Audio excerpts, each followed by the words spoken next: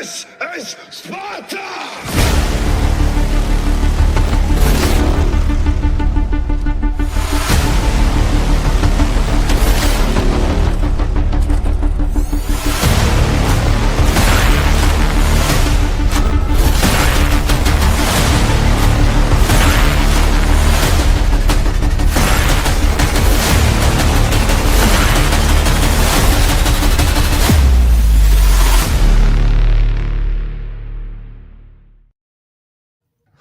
Ladies and gentlemen, Welcome to episode 26 of the Lethal Geeks podcast. How are you 1 year anniversary. Doing? Yes. I am Costello, aka Sergeant Riggs, my partner in crime. Introduce yourself. Charles Sergeant Murtaugh. Rock Talks, Leo Gets, guys. How has everybody's week been? Busy. Very. Well, Very I'm busy. sure we all saw you chasing a truck this week. I was running through freaking Wall Street all day yesterday following a truck. But we'll get into that sooner or later. But we got a lot to discuss today, guys. So while we wait for a few more people to come into the chat, let's just give the rules of the platform to everybody to fresh reminder, because I'm sure we're going to have a few new faces today because, you know, we had a trending event yesterday. We have a very, very, very special guest today. So we are expecting a full house today. So let's give a few more seconds for people to rally in. In the meantime, let's just explain to people who are new here in the platform. The rules of the platform are pretty much simple. No disrespecting anybody, no bullying, no insulting, no nothing.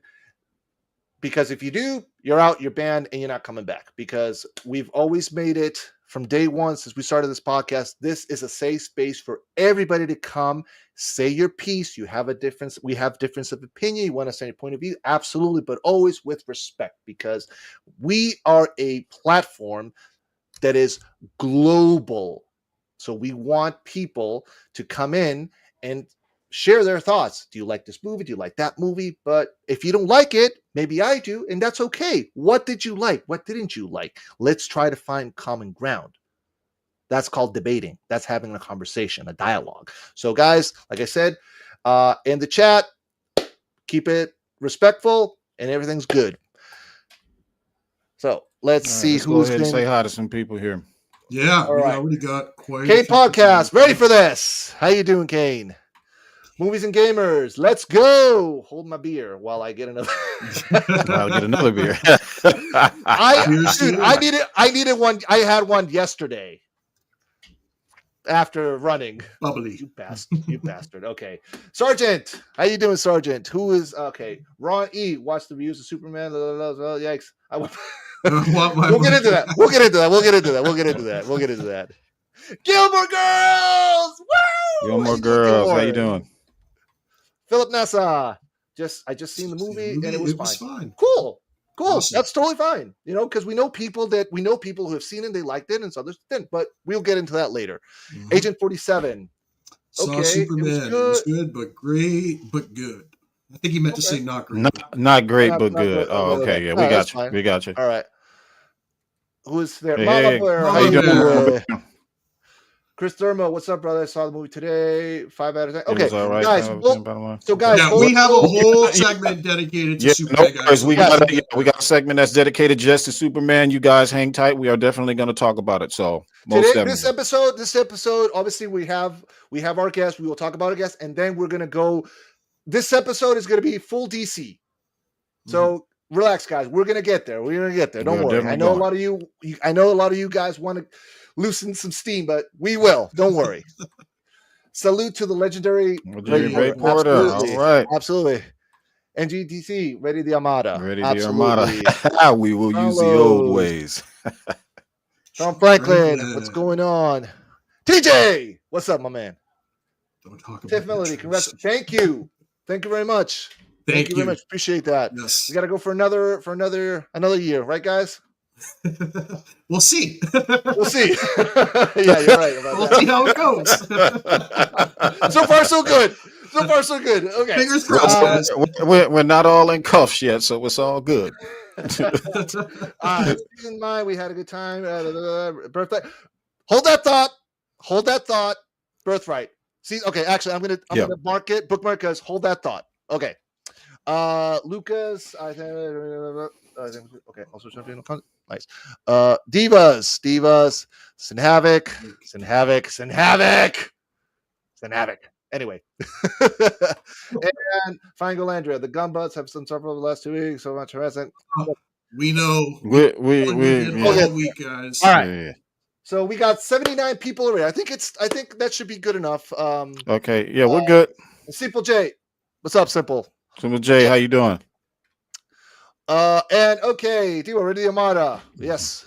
All right. I wanted to let the chat. Yeah, I wanted to let the chat know we are going to try and get to your questions or comments that you have as fast as we can. Hopefully, we'll try not to miss anybody, but yeah, we'll answer any questions you have, especially about the Superman stuff, as fast as we possibly can here. But yeah, in the meantime, come on in, hit the like, hit that subscribe. It does help out our algorithm. We really do appreciate it. And like Phil was saying earlier, all sides of the fandom are welcome here. Okay, that's been our number one rule, our number one rubric since we started this. Is we know that there is a chasm in the DC fandom, in the comic book fandom in general. So like I said, you're welcome here. Anybody's welcome here. If you're new to the chat, welcome. Come on in. Futuretron, Alrighty. What's up, buddy? Let's see, who else we got? No, you have not missed yet. Lord Darkseid, Dennis. Not yet. We have only just begun, sir. We have only just begun. Hold on, Dennis. I DM'd you. Shame on you didn't reply, dude. Because I had a video for you for Brazil. That video we did for the training event, I did one in Portuguese. I tried to reach you, dude. So please, next time when you see a DM from me, answer it, please. That's all I gotta say. All right, but good to see you here, Dennis. Let's party, man. Thanks, gentlemen, for keeping the true fan. We appreciate that. Thank you so much. We just got a $4.99 super chat, guys. El Divino Vega. All right, let's pull it up. El Dino Vega, congratulations, y'all. Our 1 year anniversary. May God continue to bless everything you do. Much love. Hey, El Dino, we appreciate it, man. Thank you so much for stopping by. And thank you so much for the $4.99 super chat, man. Let me give him a quick drop, and we'll bring our guest. Drop him.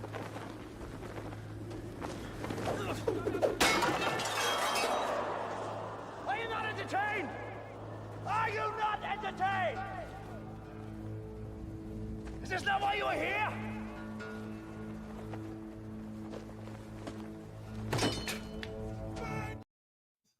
All right, Charles. What? You want to do the honors, my friend? Yes. Up next is one of my favorite actors to portray this character, Darkseid. This man needs no introduction. You know who he is, but his credits include Argo, Almost Famous. He's got a podcast series he did called Sandman, obviously Rebel Moon, and Zack Snyder's Justice League as Darkseid.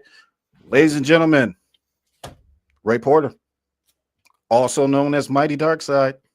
Play that drop.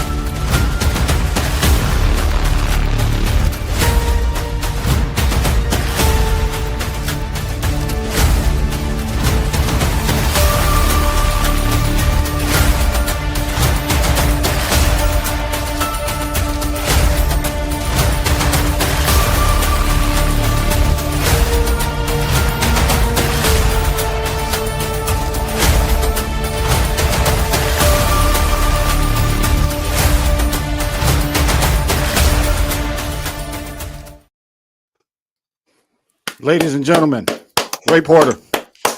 Hello. Hello, sir. How That was you a doing, hell of sir? an entrance, man. I wish I could make my eyes glow like that. Although if you keep me up much later, they will. So, yeah. All How's it right. going, everyone? Hey, First we of are. all, happy anniversary to you. Thank you. Congratulations, Thank you. a Thank you very much. year. That's incredible. I've been out of the Twitter sphere now for many, many, many months. I shut down my account, so I haven't really been keeping up with events, but it sounds like it's been lively. Oh yeah. And from what I gathered in the opening statements, so I hope it's been mostly peaceful and sometimes respectful. And I just appreciate being here. It's great. All It's an honor right. for Well, us to have you here, absolutely. so It's we an really honor for us. appreciate that. Absolutely. So, yeah, we like I said, I'm a big fan. Well, thank Next you. to General Zod, you are by far my favorite. You played my favorite villain. So, yeah. Thank you. Yeah, I just got a few questions for you here. Again, Go thank for you it. so much for coming on. Yeah. Happy to be here. All right. So, acting, when did you realize that was Yeah. something you wanted to do? And most notably, your resume includes a lot of voice acting. So those two combined, how old were you? When did you realize that was something that you actually wanted to do? Well, when I was 5 years old, my voice dropped and I sounded like this, which was weird for middle school. No, I'm kidding. Uh, I grew up. I grew up in an acting family. My mother was an actor. My father was as well. My Okay. grandfather worked with Ringling Brothers for a number of years back in the 30s and 40s. Really? Yeah, he wasn't biting the heads off Wow. bats. He was a publicity Whoa. advance man. But yeah, so it's generations in this, and I grew up thinking, well, I should do something, else. I don't want to do the same thing. And I was in high school and I went and saw a professional production of a George Bernard Shaw play, and something about it. I walked out and I was like, yeah, I'd like to do this. So I went to Cal Arts for that. Ended up going to work at the Oregon Shakespeare Festival in Ashland for about 18 Okay. seasons, and started picking up, TV things here and there. I always thought, well, I've got, well, it's all tied back right now, but it's like, well, long hair and the way I look, Game of Thrones. No, tattoo artist, scumbag, drug dealer. That was pretty much it. So, yeah, that's kind of how it was. And then, yeah, and got to know Zach. And it was only later when he sort of found out that I also narrate audiobooks, and Zach really likes to have the scripts read aloud. Hey, 4 hour work week. He likes to have the scripts read aloud to him rather than just sitting and reading. He wants to hear them. So I would go in to the studios in Leavesden here in England, Warner Brothers Leavesden Studios, and read the scripts, the rewrites, and that sort of thing. Um, and I like Zach very much. We got on as just guys, and so doing the work and there was effortless and wonderful. And obviously reading that script was great. Chris Terrio and Zach put something together that was really special, and so it was a terrific thing.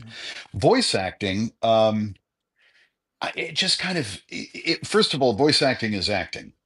I've had Yeah. people say Yeah. to me Yeah. before, it's like, okay, so when did you stop acting and start voice acting? It's like, um, doesn't work like that.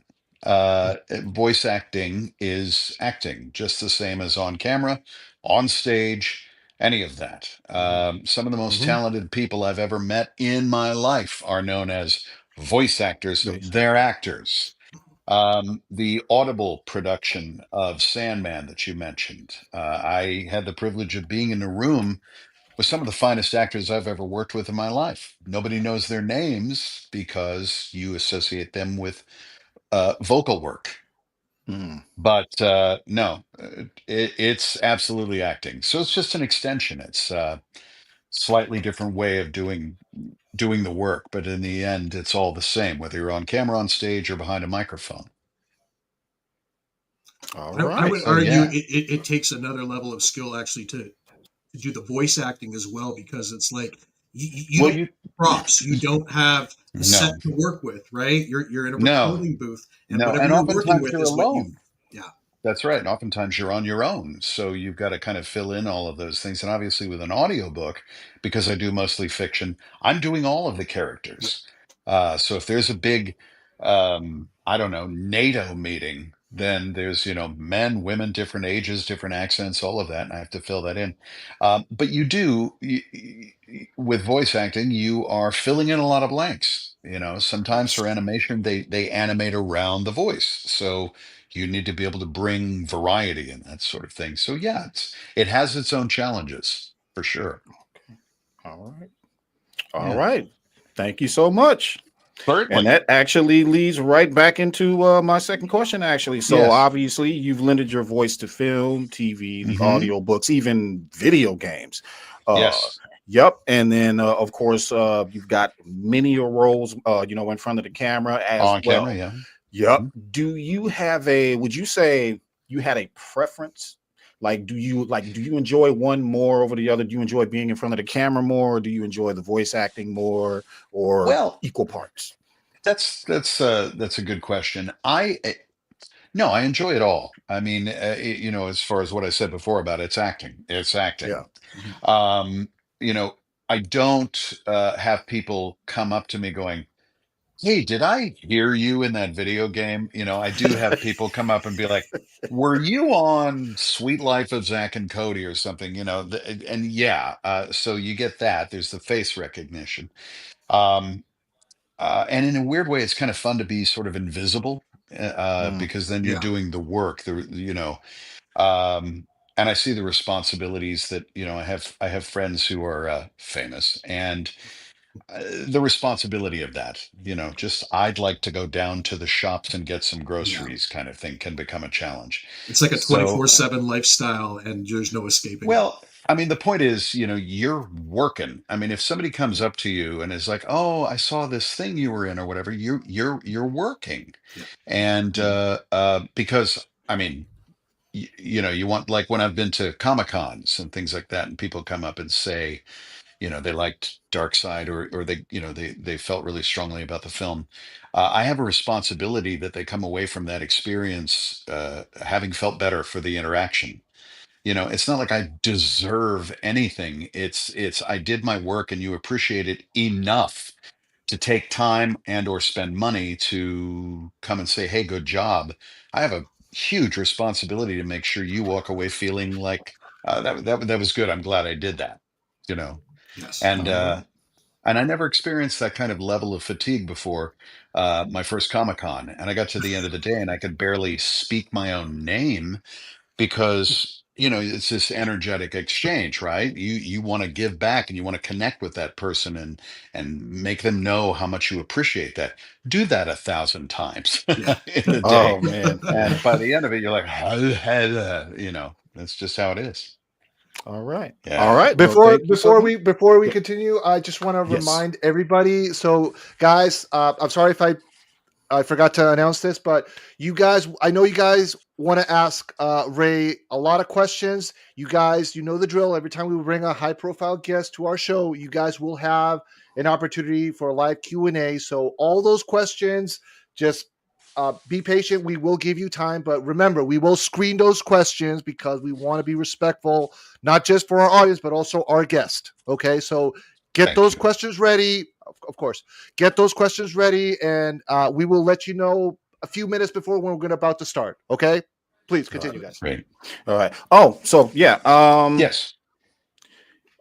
You mentioned already, what it's like working with Zach, and how Hmm. he is, and as far as reading the scripts and stuff like that. How did when you got the role, how was that experience for you, and how did you prepare for it? Well, working with Zach, and I think anybody who has worked with Zach will tell you a very similar thing. It is just the best experience. The joy that he has with the work that he's doing is contagious. Everybody feels it. Everybody feels that enthusiasm. He is. He and Deborah both are two of the kindest people that I've ever met. He's incredibly supportive of actors, no matter the size of the role. You walk off that Yes. set feeling like you made a difference, and that's very much credit to Zach and who he is as a person. I will always say, you might not particularly care for one thing he did, or something like that, but at the end of the day, I know that person, and he's worth knowing. He's wonderful. His passion, his care for the work that he's doing is really evident. It's a pleasure to work for him. So I was going into the offices, and I was, reading the screenplay and doing all of that. And there was one day we had finished, and I was in the hallway outside his office there in at Leavesden, and he went, "Oh, hey," and he showed me this kind of CGI picture, a computer generated image, and he said, "What do you think that guy would sound like?" I'm standing in the hallway. I mean, it wasn't an audition. He was just like, "Oh, what do you think that guy would sound like?" And just looking at it, I went, um probably somewhere around here, kind of thing. And he was like, "Oh, cool." And I went, "Yeah, cool. See you next Wednesday." He goes, "Yeah." And it was like a couple of weeks later, That's awesome. Nice. somebody so else, awesome. not even Zach, somebody else came to me a couple of weeks later and went, "Oh, now, by the way, you're Darkseid." Whoa. Holy shit! That is awesome. But that's That who, is so cool. but again, that's who he is. I did hear a story later that obviously Warner Brothers was like, "No, no, no, no, no, no, no. You want, Benedict Cumberbatch, you want James Earl Jones, you want, somebody famous to do that voice." And he basically said no, and he insisted on it being me. He didn't have to do that, but he felt that it was best for the film, and I'm endlessly grateful to him.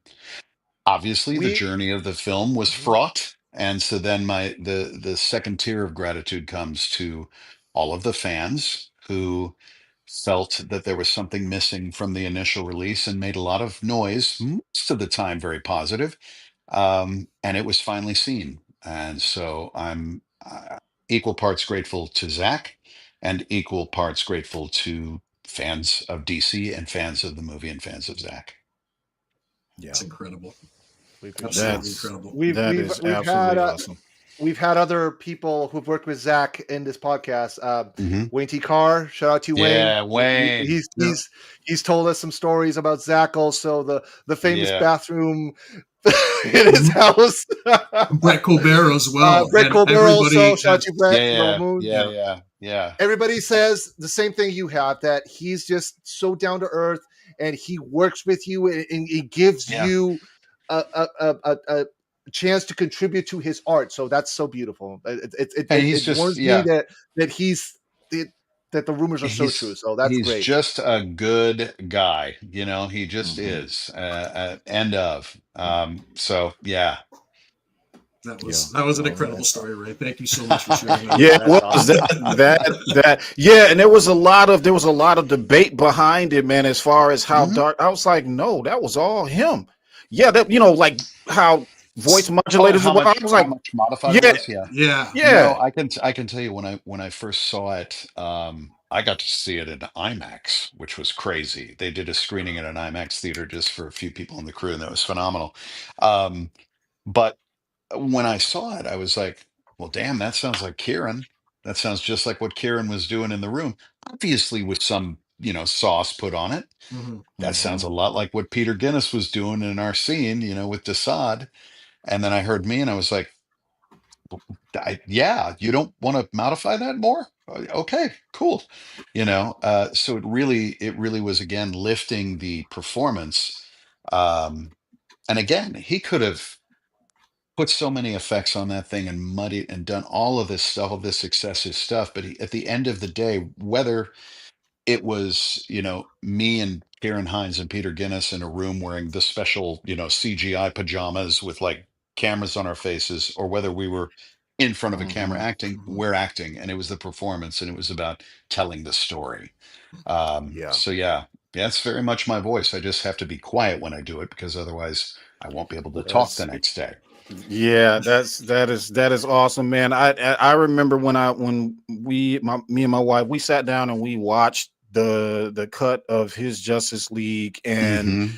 the whole time I was just kind of equal parts when it was all over. It was like equal parts happy and the gratitude that I got to see it, Yeah. and then pissed off about how it all went down. It all happened simultaneously. You know Yeah. what I mean? It was just like, really? Yeah. There was so much drama around getting that thing seen, and it was pretty amazing. I will tell you that, like, the night that it showed on HBO Max, uh, Ray Fisher called me and he's like, "All right, what kind of TV do you have?" And I'm like, "I don't really have a TV in my house." I know, bad LA actor without a TV in your house, but I had an older TV in my son's room for him to play Xbox on or whatever. And I told him the TV, I don't even remember what it was. He goes, "No, no, no, no, no, no. No, no, no, no, no, dude. No." And he scolded me so much that after that phone call, I went to Best Buy and bought a big ass TV, stuck it in the room, only to watch. So it's Ray Fisher's fault that I bought a new TV for the screening of it. Oh Yeah. wow. In fact, Absolutely now I'm funny. going to go to Ray Fisher for all my major appliances. Ray, if you're watching this, I need a washing Shout machine. out to you, Ray. Shout Yeah. out to you, Ray. That's awesome. That is All amazing. right. Well, thank you so much. And again, I got one final Yeah. question for you. Any future projects coming up? Anything on the horizon that you can talk about? Nothing I can talk about. No, no. There's a reason why I look like I'm on work releases. I had to shave for a job and I'm trying aggressively to grow it back. And right now it just looks like I work in a bakery or I'm about to ask you for some change, which in either case is very possible. But yeah, so there's some audio things, some full cast audio that's going on that's going to be really exciting to see. Obviously, audio books are a constant.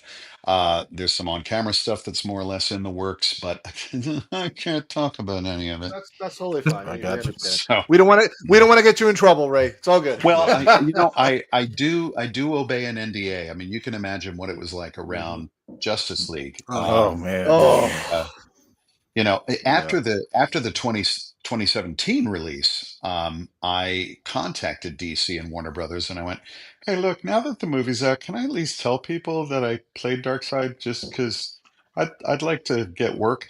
And they were like, "Absolutely not. You may not." Because, and I understand, because you don't want people to know, "Hey, Darkseid was in the film, but now he's not." That Um, was a little secret they didn't want to let slip. no, no. And so one night I went to bed, and this is when I was still on Twitter. I went to bed and I had like 250 loyal audiobook followers, and that was great. Woke up the next morning, randomly checked Twitter, and it was up to 2,500, 3,000. I'm like, what? Wow. And full of, "We hear you played Darkseid in Justice League," and I panicked. And I called Warner Brothers and called DC. And I was like, "It wasn't me. I didn't say anything." And they were like, "No, no, we know, it's Mm. cool." So I never found out necessarily who leaked that, but I couldn't even say anything then because I didn't feel it was right to do that because it wasn't confirmed. Yeah, no, At you're that, you're protecting yourself. You don't want to get sued, of course. You're I'm doing protecting myself, but I'm also protecting Zach, and Yeah. because at that point we Yeah. didn't know that the 4 hour thing was ever going to be seen. And right. the one who really kickstarted the whole thing, and if I ever run into him at a con, I'm going to thank him, was Kevin Smith.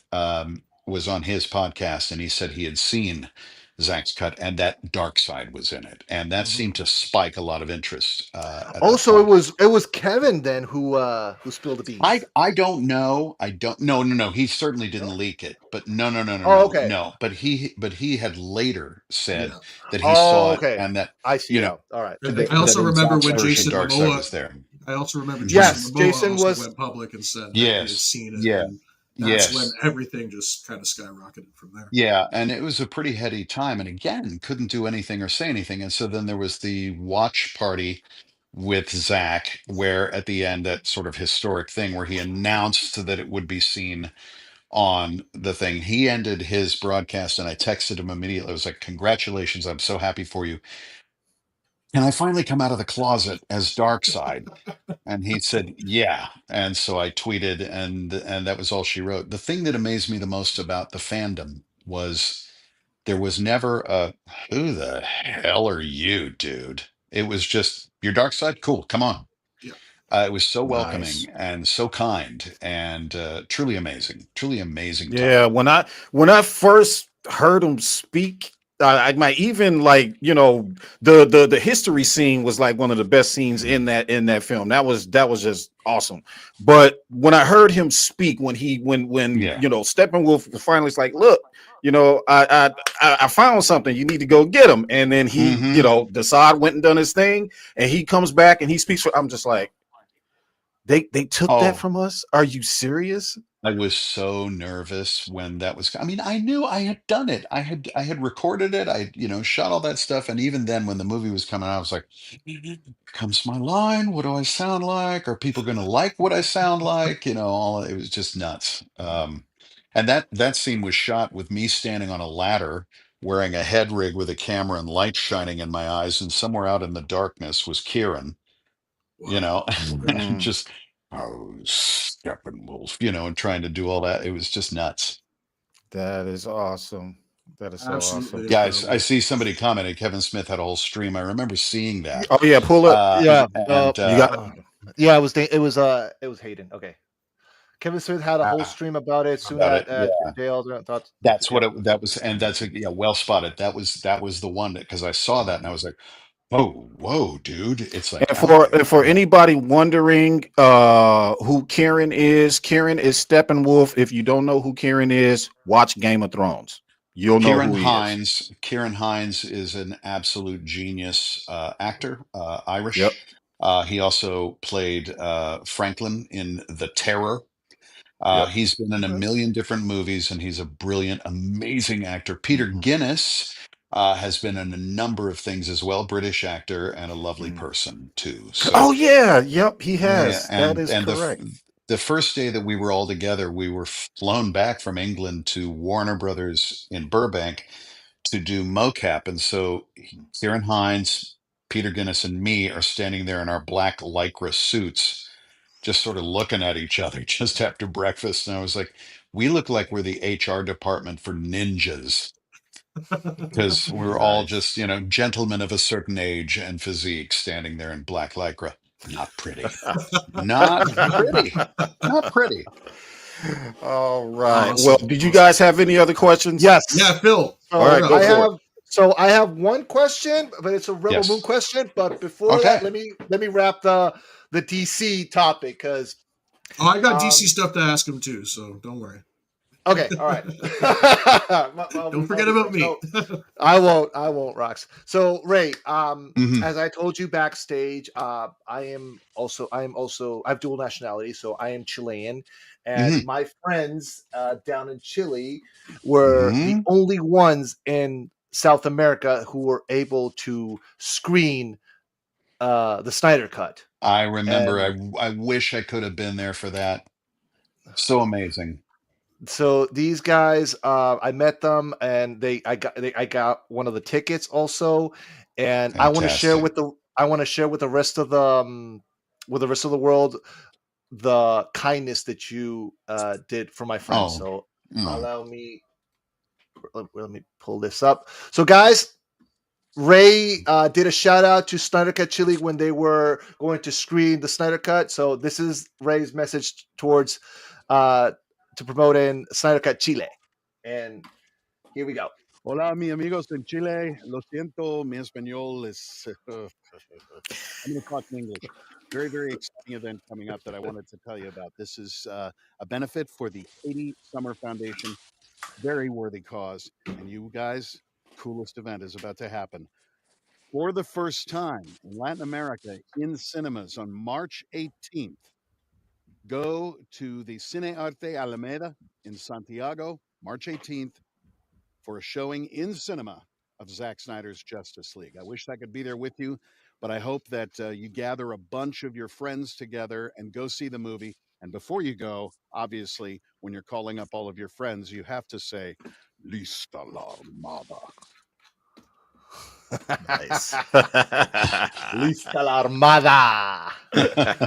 I actually got to hear the Spanish language dubbing of Darkseid, and that guy did an amazing job. Nice. Nice. So right here, yep, there's the crew. So I think they were Incredible. able to get like I think shoot, how many? Like under 200 people were able to see the movie. So I actually got the last ticket. So they gave me the and there's a number in the back. I can't show you because it's already framed, but it says 200. So Nice. I was like, that's such a dope collection to have, That's And incredible. so yeah, I just wanted to throw that love for the guys down there. Amigos, via Chile. Yeah, So Chile.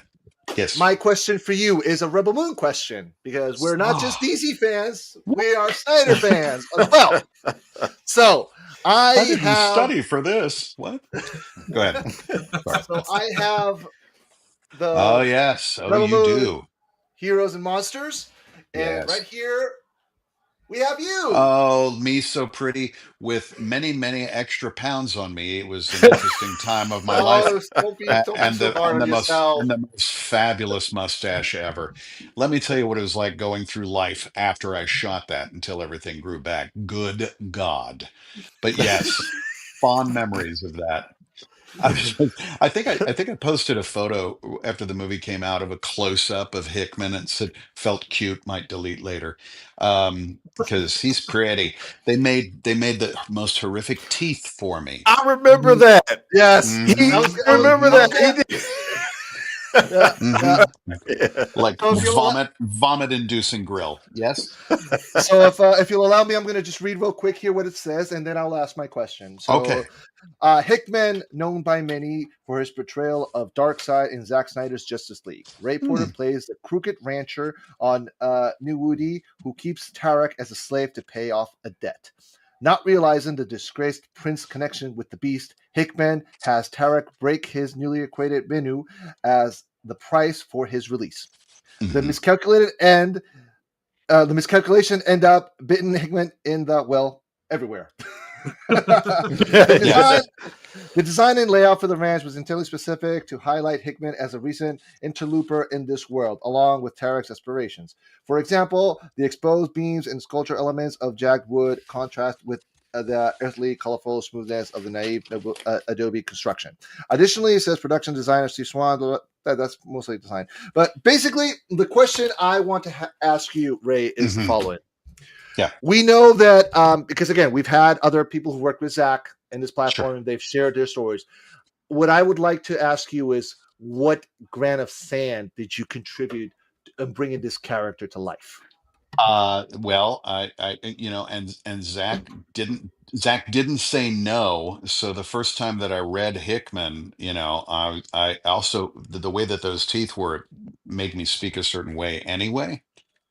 So rather than trying to talk around it, I just was like, embrace this. And so it's just this, scummy sort of, it's gonna be like, kind of. And he was like, great. And I was like, okay, getting away with it. All right, cool. Getting Um, away with you know, it. so, put me on the big green CGI crane thing so I can fall off of it and get stabbed by a guy holding a How many broomstick times? with a point How on many it. times? Are you serious? Was it? Was it really? How many Yes. times? How many times did you get into the Bemu and just like and how many takes It's that? what's interesting is that there was a fellow who was the stunt double for me to fall off, and hit the Okay. ground and everything. And I showed up. We didn't get to that the first day. I showed up the next day, and the stunt double was no longer there. Um, and Oh, I asked, and they were like, "Zach said you can do it." I'm like, "Yes, I can." Uh, that's the spirit. okay, fine. And it really was fine. But there was one time I was sitting astride the CGI green thing that later became the Bennu, and Zach walked by, and I was like, Zach, me and Tom Cruise do our own stunts. So yeah. That's awesome. So that's it for me from my end. So appreciate you, Ray. Thank you very much. Oh, thank you, man. Rox, ask your questions now, and guys, Awesome. get your questions ready. Get your 'cause questions ready, with guys. Rox, Yep.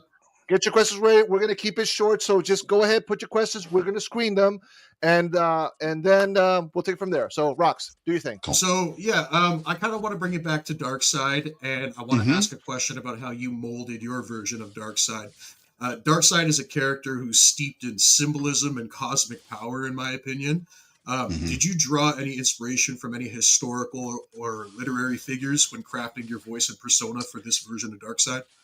Well, you know, the daunting thing about doing this role, and mostly it was after the film came out, because honestly, when I was doing it, I was approaching it playing a scene as an actor without bringing the weight of this character and all of that history behind that character. It was about play the script, play the scene, you know, and do that. It was later when people would start to ask me lore questions and canon questions, and I was like, I need to educate myself quickly, um, Mhm. and because it's vast and it's huge. The main thing I will say is that with a role that has so much sort of weight on it, various different versions. I mean, my God, Michael Ironside, are you kidding? You know, Tony Todd. I got to meet Tony at a Comic Con, incidentally, and we compared Dark Sides, and that was an Oh, that would honor. have been so cool to see. It was I'm great. jealous. But That's awesome. so you've got all of these different portrayals of Darkseid. You have all of this history in the comic books. You have all of this, you know, and a responsibility to that. Having done Shakespeare for such a long time, you know, everybody would come to me having seen the definitive Midsummer Night's Dream, the definitive Hamlet, the definitive, you know, the thing that really made it for them, and I'd better measure up kind of thing. And my approach was never to try to reach the level of their expectations, but to do the best work that I could in honor of the text. And if they came away from it going, that was great, wonderful. If they still felt that their favorite was still their favorite, terrific.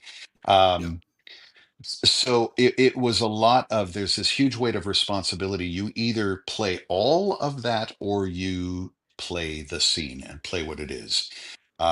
You know, I do, having done Shakespeare, having done a lot of classical theater, I know something about family betrayals, desire, world domination, you know, all of that stuff. And that all fed very much into Dark Side. So, Awesome. Nice. yeah. That's awesome. Thank you so much for that. And my Oh, thank second you. question would be I think many fans associate voice actors with animated work. Hmm. But your you voiced a character in live action. How do Hmm. you think the art and the recognition of voice acting is evolving in mainstream cinema? Well, they're starting to employ a lot more. I mean, obviously, with the advent of better and better generated effects, Yeah. you know, they want to give voice to these characters that are visually so great, and they want them to be walking, talking, breathing things. And the best thing to do that is to get an actor to give that character a voice. So you're going to see a lot more of it. Obviously, video games is enormous for people. Yeah, I think it's expanded a lot for animation Yeah. voice as well. So it's definitely it's growing, and I think that soon the are you an actor or a voice actor is going to go away, and it's just simply you're an actor and you've been in this and this and this and this, you know. So yeah, And you know what? If I could throw just one more quick one at you, sure. were there any creative conversations you had with Zach about the tone and the gravitas of the character? A little bit, yes. I mean, the great thing about a good script is that everything you need to know is right there on the page. You know, there was never a time when Zach needed to come up and explain something because it was there in the script that he had put together. So it was really just a matter of play the scenes. And, you know, he would make tweaks here and there. Oh, let me see a little bit more of this or that kind of thing. As far as an overarching thing, not really. I felt his trust with that character. And I'm glad I didn't know then the sort of momentous nature of that character. I would have been completely intimidated. Like, don't Mhm. let me do this. You be in charge. But Zach really he trusts his actors, and then you're braver as an actor, and you make more choices because you don't know that you can't. You know, so it's a good Awesome. thing. That's Yeah. awesome. Thank you so much for your time, Ray. Oh I man, my appreciate pleasure. that My so pleasure. much. Guys, is there anything you guys want to add? No, thank you so much again for coming on. It's really an I've got honor and a pleasure to get to finally Oh, meet you and just meet the that's guy an behind that meet the magnificent voice. villain, man. He's awesome. well, it's an Thank you. absolute privilege, guys, especially to be here on your anniversary. Yes. Appreciate it. Thank Phenomenal. you. Phenomenal. All right, so guys, I have a few questions here lined up for you guys. Great. So let me see if oh no, not that one. All right, guys. We're gonna start the Q&A right now. Let me just put this in. All right, we're gonna start the Q&A now, guys. So please, I already have a few questions lined up, and we're gonna ask Ray, but please keep it short, keep it simple, keep it respectful, and please, no dumb questions. Okay. I will try to There do are the same. questions. There are questions that I'm seeing in chat that obviously he doesn't know. He can't answer. So guys, come on. Let's be grown-ups here. Okay. Oh yeah. No. Come on. No. Exactly. So just to reiterate before we begin, guys, obviously there are certain things that he cannot answer. So that's just straight common sense. Yeah. Ask the common sense And, question. So we I'll say appreciate I'm not bothered. I'll say I don't know or I can't say. Perfect. So it's not a big Okay. Well, I'll highlight one of those then. Okay. So, all right. So first one yes. is from Gilmore Girls. Gilmore Girls. Is there a particular genre you prefer to voice? Um, no, not necessarily. I really kind of like it all. I think there's something that can be found that's fun in all of. I mean, I assume you're asking genre like video games or film or whatever. No, there's something to be found in all of it. I really enjoy it. I just like working and I like acting. All right. So yeah. Awesome. Nice. All right. Thank you, Gilmore Girls. Next one is Mama Bear. What would be my dream role? That is a tough question. There's quite a few. Depends on what we're talking about. You want to talk about theater? Yeah, I got one or two there. I'd love to do something sort of medieval and swordy. Nice. TV or That would film, suit that you kind of perfectly. thing. Well, Yeah. apparently you're the only one who thinks so because I keep just playing drug dealers. But I mean, I've got the hair for a sword. Come on. Um, Definitely. I agree. yeah. Well, it's back here, but yes, I do. Um, uh, I don't know. I think anything with a good story, with good people. For me, it's so much about the people, about the cast, about the Well, that's a good one. The director and the writer, experience you that kind of get. thing. Yeah. Yeah. Definitely. And I always find joy in anything that I do. I hate the idea of an actor becoming jaded or cynical about anything. So I still get all tingly and excited, if I'm entering a lot or something. I'm driving through that gate at Paramount, like, oh my God, look at this. I still get enthusiastic about it. So yeah. Nice. All right. All right. All right. Next Thank you, Mama one Bear. is Sarah. Sarah. Oh wow. Now, okay, so Oregon Shakespeare Festival, I had left before Ray and before Wayne came, but I knew them because I went back up to do a couple of projects and I got to know them then. And brilliant, brilliant, talented actors, and I wish that I had Yes. been in a show with them at OSF. I've got a few faves that I did. I really enjoyed Iachimo in Cymbeline. Had a great time as Tullus Ophidius in Okay. in Coriolanus. Puck in Midsummer Night's Dream. Yes, I did play Puck. Nice. Wow. Interesting. Yeah, I played Mephistopheles in Dr. Faustus. So Ooh. yeah, really diverse, fun, cool roles. I Yeah. mean, Yeah. yeah, there were All quite right. a few I faves. I've actually met Wayne when he came to Boston because he was playing Hmm. Odysseus in the Odyssey. The Yes. Odyssey. So Yep. when he Yeah. announced it, I jumped in. I went to see his show twice. That's how I Fantastic. met him, and he's a Yeah. great performer. I was blown away with his performance. So yeah, Ray and Wayne are incredibly talented and also incredibly good people. So, yes, yeah, and very you tend to find the two go hand in hand. So, nice, yeah. nice. All right, next question. What's What my is your favorite Shakespeare favorite? character? Favorite Shakespeare character? Ooh, man. King Lear, Iago, Prospero. Good God, there's so many. Lady M, the Scottish King. I mean, I could keep going all night long, and this would end up looking like, PBS presents Inside the Actors Theater. But there's so many. I love Shakespeare. I liken Shakespeare to a really comfortable hammock. You can just lie back in that text and allow it to speak, and I you're do too. I fine. didn't think I You would know? like it. at first. I didn't think that I would like it, but Well, yeah, it's there's some unfamiliar sounds, but Shakespeare was writing to the human heart, and if you allow the sounds, even if you don't understand it initially or it seems weird or whatever, if you just allow the sounds to happen, you'll start finding windows into the text, and then you get it, and it's wonderful. So Awesome. yeah. Real all quick, we right. got a super chat from Neo Seconds, Hey, guys. Yeah.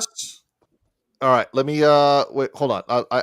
I see him. Hold on. Let me just Okay. Neo. I got you. And I'm just going on order. I'm going in order, but I got you, th- Neo. Don't worry. I got you. thank you for your question there, Mr. Joe Kerr.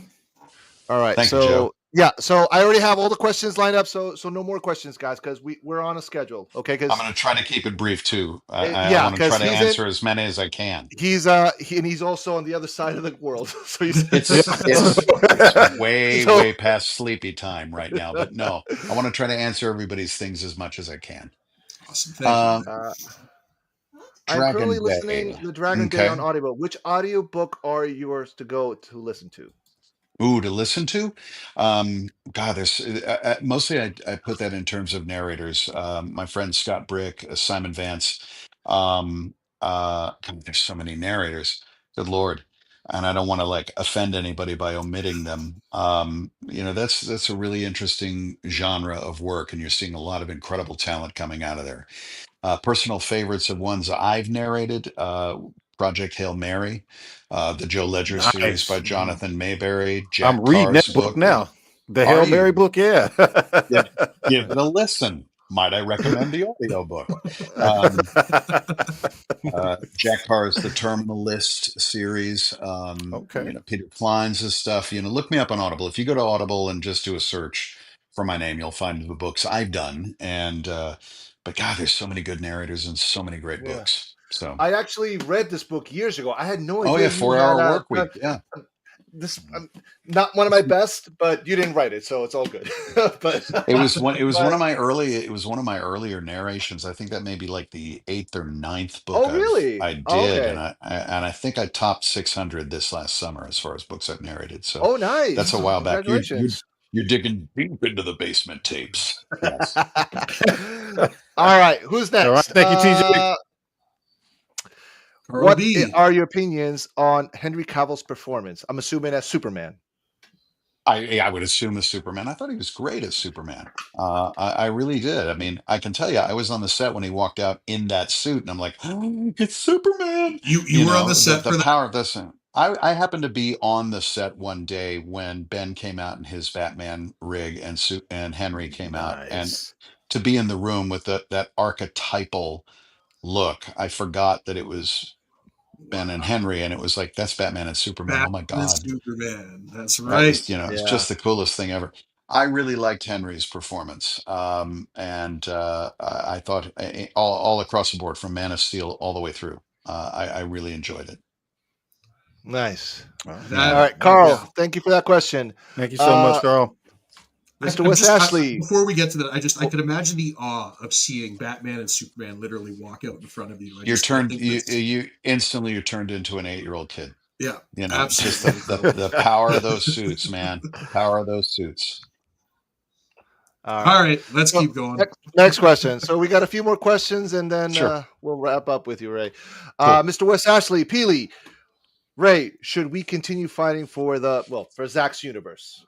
For Zack's universe, I would say I do not know anything. I'm not holding any secrets. I'm not keeping anything back. So before anybody, thinks, "Ooh, what's he trying to tell us?" I'm trying to tell you, I don't know. I think that if you care about something that much, then why would you give up? Yes. And There you go. obviously, the positive persistence of the fans allows me to be able to come on podcasts like this, allows me to be able Appreciate to that. go to Comic Cons and to meet people and thank them. And it's all because of the benevolent persistence and the passion of the fans. So Absolutely. if you don't Appreciate see a that. reason to put the torch down, then I certainly don't either. Absolutely. Thank you. Yeah. Yep. Thank you. Yeah. Thank you. Good question. Thank you, Peely, for that question. Thank All right, you. next one. Ray, My question is: does Ray have any future work with Zack coming soon? If you can disclose, of course. No, and I wouldn't if I could. Not in that way. No, I did do something recently with Zach, but no, nothing on the horizon immediately. I've got Okay. other things going on. So yeah. Cool. All right. Thanks. Thank you for the question. Movies and games. Games related. All right. So we got like 5 more questions total, and they're short. Fine. Sean Franklin, Ray Porter, have you met Kevin Conroy and Peter Cullen? I have not. I would like to, but I have not. No. Yeah. I like their work, but actually, no. Let me amend that. Kevin Conroy, I was at a Comic-Con in Dubai, and I was introduced to him, and I got to speak to him. It was it was about a month before Kevin left us, and Okay. my experience coming away with Kevin Conroy was what an absolute gentleman. He really was just kind, and he started speaking. I'm like, oh my God, is that man? Amazing. I would have liked to have known him better. And no, I have not had the privilege of meeting Mr. Cullen. Let me ask a follow-up question on that. Do you know if Zach has met Kevin Conroy? I have no idea. I don't Okay. know about that. No. Yeah. All right. I would All right. assume so, but I don't know. Okay. No problem. Oh, Sean, thank you for that question. Neo Sevens. Actually, I met Neo Sevens yesterday in our trending event. Yeah. So, yep. So $5 super He chat. showed Shout out up to in you, New York to support. That's awesome. Yeah. Thank you, Neil. Ray, for that. as a professional performer, what medium Yes. do you find personally the most fulfilling? Voice, film, plays, etc. I'm really getting into puppetry now. No, I'm kidding. Neo Sevens. Well, I did kind of speak to this a little bit before. I mean, to me, it is all very much of a piece. It's just slightly different expressions of it. It's like saying I play the violin and I play fiddle, and it's all the same instrument. It's just different sort of iterations of it, and I find it all amazing and fulfilling. It's wonderful. To be working is also very fulfilling, and yeah. So I would say across the board, I kind of like it all. Awesome. Thank you. All right, Marcus, thank you for that. I owe you a super chat, Marcus, but we're not doing it now. I'll give it to you later, okay? All right. Who's okay, so we have 2 more. Okay. South Cali guy. I'm sure you've met South Cali. He's down in LA. He's always on the cons with Zach. Yeah, So yeah. after working with such great talented visionary like Zach being behind the camera, is there anyone else you'd like the opportunity to work with? That's a very good question. There's a whole list. There's a whole list of people whose work I really love that I would love to work with. Mr. Gunn comes to mind. Okay. And yeah, I mean, there's so many directors, there's so many writers, there's so much talent going on, and yeah, I see things and I'm like, God, I'd love to work with that person. Absolutely. All right. Yeah. All right. All right. Also, thank you, South Cali. Last minute right here, our friend Aaron Fisher. Shout out to Aaron. He could not make Shout out it. to you, He's on Aaron. vacation, Hi, Aaron. but he wanted to say hi. He's also Have a a great YouTuber like us. vacation. Yeah, have a great vacation. All right. Enjoy your vacation, Aaron. Thanks Fantastic, for man. stopping by, brother. Shout out Aaron Fisher, guys. All right. Yeah. And go to his channel, My Reviews with Aaron Fisher, Yes, if you're not check out his subscribed. channel. All right. Last question. I was saving Yes. this one for last. Okay. Pressure's on. Can you say the famous line? But there's a tweak I at will the say end. it. I will say it. We will use the old ways. That's right. I will say it. There's a tweak at the end, though. There's a tweak at the end. Yeah. Should I read it? Should I read it as written? Yes, Ready, please. please. Yes, please. Ready the Armada. We will stop at nothing. Fire emoji, fire emoji, fire emoji. Thank you so much for that. Shout out to as a director. That's And gonna be a drop. give him a follow as well. If you haven't subscribed to his page, go ahead and give him a shout. Give him a shout. Give him a shout. My boy. Give him a drop. Yes. Yeah, let's give him Yes? one. All right. All right, let's give him one. Hey, all right, let's give. Thank you quick all, one. and thanks for the great questions, I have to say. Absolutely. Really Absolutely. All right, let me Really give him cool. this drop, and then we have Let's one have the more drop. announcement to make. Spartans! What is your profession?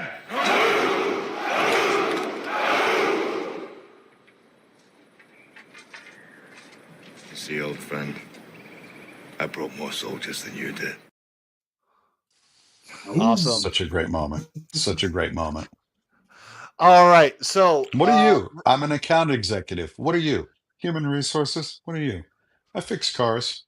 Anyway, I want to modernize 300s. Yeah. All right, so one last thing, Ray, before we let you go. As you Yes. know, it's our 1 year anniversary, Mm-hmm. and we have selected a winner. And Mm-hmm. we And told I you who it is. psychically no, don't say you told me. I psychically know. You cyclically know. Okay. Got Yes, that, yes, So dark yes, the yes. side reason, intuition. Right. so the reason why we chose this person is because he is also a huge supporter of the community. He's been in the, pardon my French, Ray, effing trenches with us. Nice. You have met this person also in Great. Yeah. Yeah. Full Circle, I believe. Yeah, it was Full Circle. Yeah, you met him Yeah. briefly in Full Circle, and he even showed up. And the Hollywood Reporter quoting. I'm not going to talk about the quote because we don't want to. It's irrelevant. But bottom line is, we as a podcast and obviously cheerleaders of the Snyder community, we want to reward loyal soldiers that are keeping in the fight. I don't Yeah. care what corner of the world or fandom you are. If you are a supporter and you're in the trenches and we see you doing the hard work like we are, boom. And this person has earned this nice little giveaway. The Batman Wow. from 1/6 BBS. scale McFarlane Batman. Wow. Yep. So if you can psychically please announce the winner of this beautiful piece Let of art. me think for a moment. I believe the person coming for their great prize is Hayden. Hayden! Congratulations, Hayden! So Hayden, if you're Hayden. in the chat right now, I want you to go to the precinct, come on board on the chat on the stream real quick, and say hi to. No, not say hi. Bend the knee to the Lord. Bend the knee. Darkseid. That's right. That's right. All right, I just sent to you the chat. Just come on in real quick, Hayden, and reclaim your prize and say hi to Mr. Ray Porter. We'll give you a few seconds. Let's see if he because I Probably did see him in picking the out chat. what to wear. It's picking out what to wear. There he is. All right, get in here. Come on, Hey. get your ass in here. There you are. All right, I sent the link on the precinct. Go in there. Here I am. All right. So Ray, quick question. So Yeah. so how long are you in England UK? right now?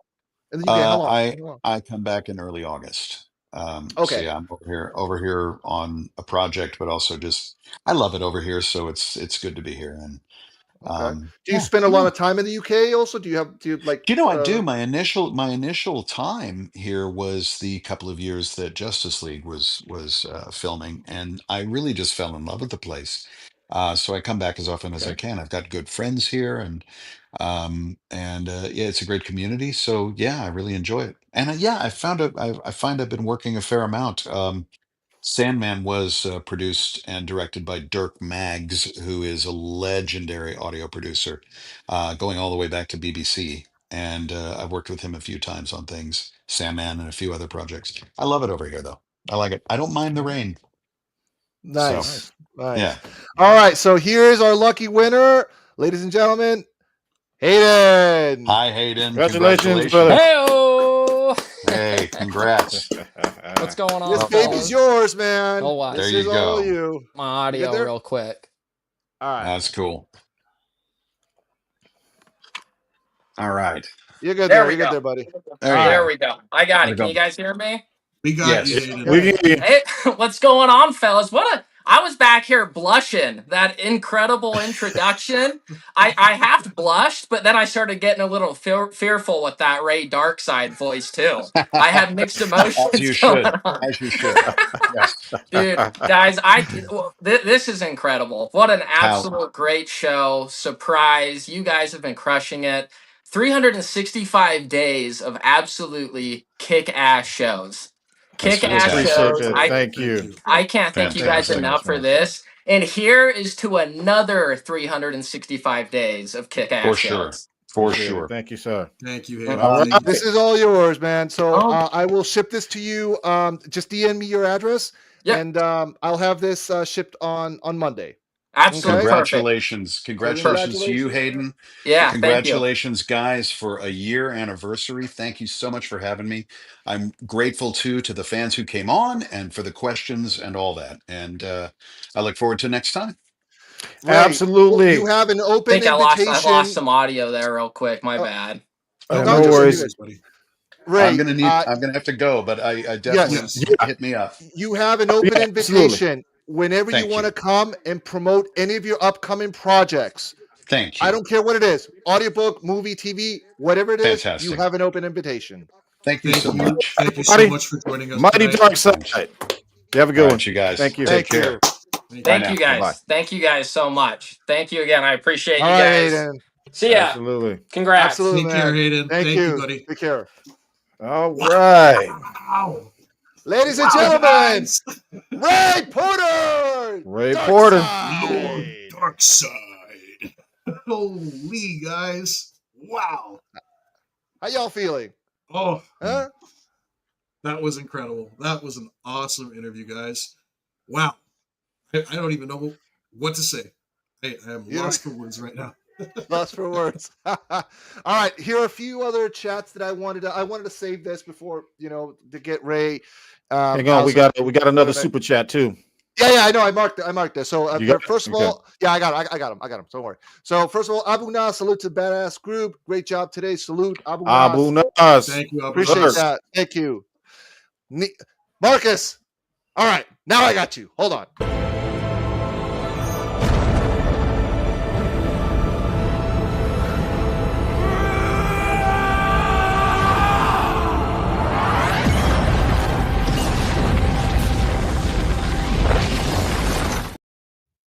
I keep my promises. I keep my promises. All right. And we have a $10 super chat from Mike Siebert. What's up, guys? The Superman movie was bad, and I hope the investors wake up and force those the SOBs at them to bring back. I love we this like guy. we like the passion, Mike. Right? All right, hold on. We're okay. This one's for him. My name is General Zod. For some time, your world has sheltered one of my citizens. I request that you return this individual to my custody. To Kal-El, I say this. Surrender within 24 hours, or watch this world suffer the consequences. Shout out to Awesome. Mike. Find him. What? I will find him. Oh, yes, you will find him. And he's going to break your neck. All right. So, guys, if you're coming in, please like, share, subscribe, help the algorithm. We need to grow. We are at, I think the last time I checked was 1250 subs, which is awesome. In a way, we've grown. It's been a year. So we're averaging like 100 new subscribers a month, which is awesome. Obviously, we want to grow even more because yes, we want to keep supporting the community. Be a voice for the community as well, because we know we're all in the trenches fighting for what we believe in, and we're going to keep fighting. So that being said, let's continue with this show. Ooh, TJ just sent a $2 super chat. Oh, TJ. Oh, hold on. TJ, what are you up? Tantrum Man needs a correction. A painful. Fair Fair enough. Actually, We're gonna get into it, but I'm hearing it was painful to watch. Actually, I think this is Zaslav right now. You see, the thing is that he's not feeling well. Plus, he don't feel good. Jelly! What's the matter with you? We never discuss Mr. Vidi's health outside the family. You know better than that. Sit down. Sit down. You want a fresh one? I'm sorry, my bad. I meant this one. That was We'll take care of Jack a lot. Oh, not that one. Shit! God damn it! Where is it? And who here's a key grip? You? You. Hit that director in the face. Really fucking hard.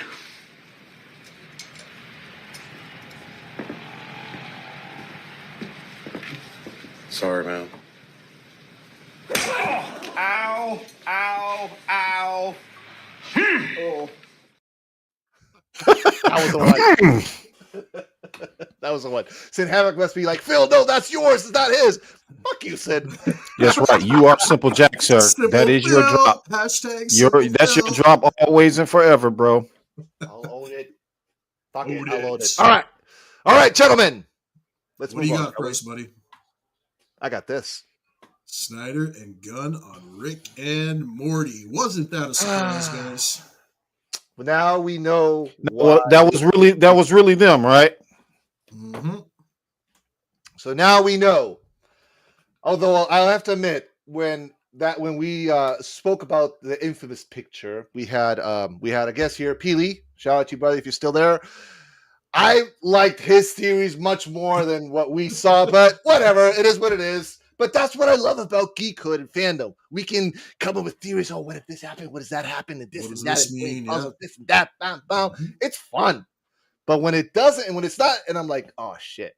But hey, either way, I enjoyed the episode for what it was because, in a way, I think it's Zack. I don't want to say, maybe it's his way of mocking James Superman. I don't know. Either way, for all of you guys who haven't watched it, we're gonna play it right now, real quick. And yeah, I'll be honest, Phil. I'm not a big Rick and Morty guy, so I'm not either. I'm not either. But I know there are people here who do. So yeah, let's just play it. Let me just roll the tape. Creatine, please. Yo, James Gunn. Oh, hi, Zack Snyder. Just saw your new cut of Superman, and word of advice, he's the man of steel, not the man of conversation. Okay. Do more shots of him punching, and here is a secret move. Start the punch at regular speed, and then you're gonna rev it. It's not a fucking secret. I'm sorry, Zack Snyder. I shouldn't be lashing out at you. Your biceps are the size of my head. Yes, but so is my heart. What's going on with you? Some fan of the Velocitree franchise got onto the lot today. He used a portal and he just...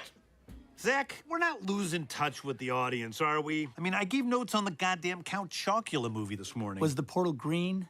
That's Rick Sanchez, Gunner. That's the guy that sealed Nolan in the giant bookcase to quote-unquote punish him for Interstellar. He doesn't represent real fans. He's just the smartest man in the universe. Don't sweat it. He can't do what we do. Probably. Gonna go crush some weights. One day you're gonna wish you hit the gym like I do, James Gunn.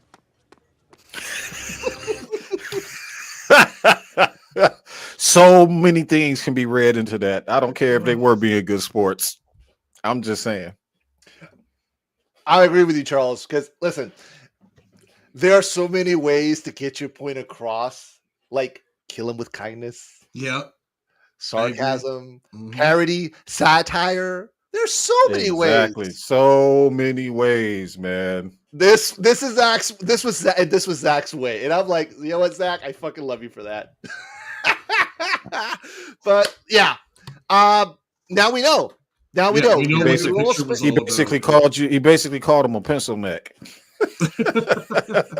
Basically, yeah. And he says that Superman talks too much. So yeah, and he doesn't cry. And he doesn't cry. No. He doesn't. Yeah. But anyway, but here, I mean, at the end of the day, listen, I understand that.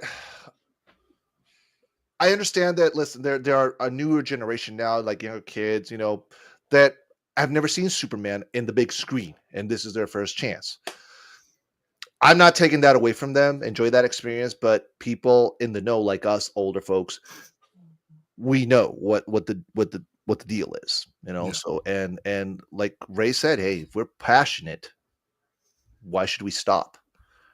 Because we're not doing like it's like we're doing a federal crime or something. No, we're not. We're just asking a corporation asking for a movie. Yeah. We're asking for a movie. We're asking for content. Well, then, because like I said, me and Rox, we have these conversations many a times, brother. What do I say?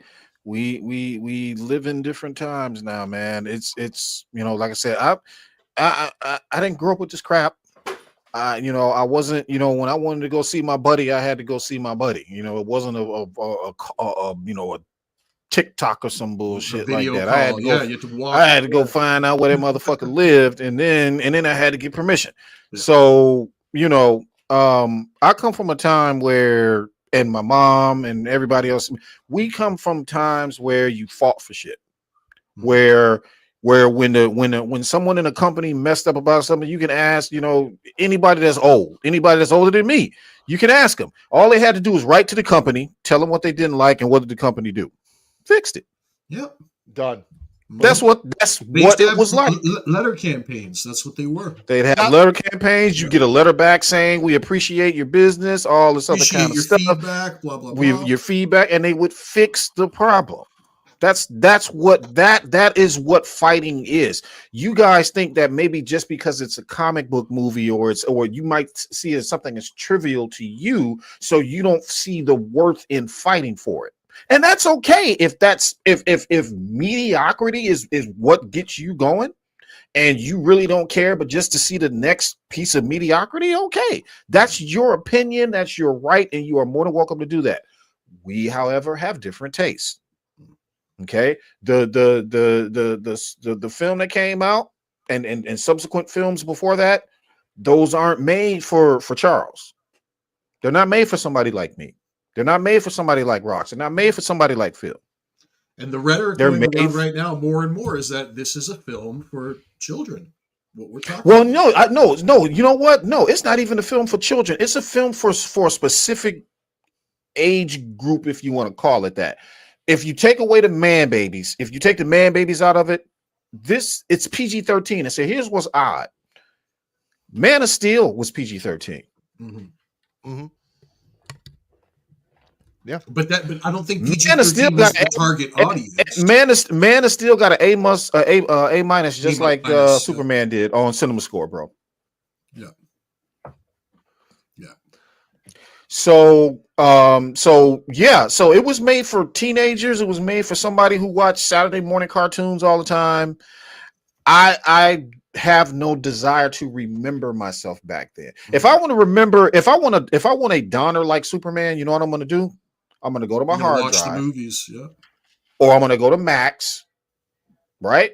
And I'm going to watch it. That's me remembering myself when I was 5-6 years old, right? I'm not going to complain that, you know, not my Superman.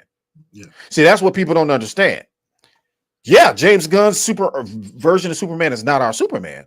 That's true. But that's not the problem. The problem is you didn't finish the story before he came. That's the problem. They don't understand that that's the major problem of the larger whole. They think that it's just about this man. Yeah. Well, you know what? We have an entire Superman segment coming up shortly. So let's hold those thoughts until we get there, Mr. Charles. Phil, what's next up, buddy? Yes! Me running through trending event. Trending event. Hashtag Henry Cavill Superman. Guys, we crushed it yesterday. I want to thank everybody who took part, everybody who hashtag Henry Cavill Superman. Twitter was blowing up yesterday. Like, there was a point where I had to stop checking the notifications on my phone because so much stuff was just being retweeted and the hashtag was going crazy. It was insane. So thank you guys for all the support. Phil, you had a hell of a time in New York with your LED truck, chasing it down Wall Street, trying to get us some quality footage. Absolutely incredible job, my friend. Thank you so much for what you did. I chose the wrong shoes for that one. You paid for that, didn't you, buddy? No, man, we appreciate all of the man. I fucking do it again. Absolutely. No, man, and we appreciate that, bro. We appreciate the effort you put into that, man. You are, you're just as passionate as any of the rest of us. So, no, that was like you were in the trenches, bro. Like you were fighting in the trenches, dude. Tell us about your day. Tell us about what the experience was like going down to New York for the day and doing all that, bro. So before I do that, first of all, I want to say thank you to Marcus Neil Sevens because he pulled up also. I met Marcus. Shout out to Marcus. I'll pull the video in a second, but also I want to shout out Bat Vasquez. This was one hell of a surprise. I'm like, damn. He came to play also. Damn.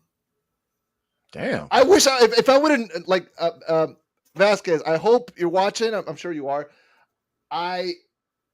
Next time when I'm in New York, if I do something crazy like this, I will let you know because you guys got to team up. This would have been awesome. This would have been such a good team up. I think Batman needs a Superman to go with him. I know, right? I needed the Batmobile that day, dude. I needed the Batmobile to follow the damn truck or the Batwing. But yeah, no, I appreciate you. Shout out to you, brother. Dude, that's a fucking dope cosplay, man. Yeah, it is. That's nice. You can tell he put a lot of time into that costume. That's incredible. Yes, sir. I love how the eyes light up. That's so sick. Yeah.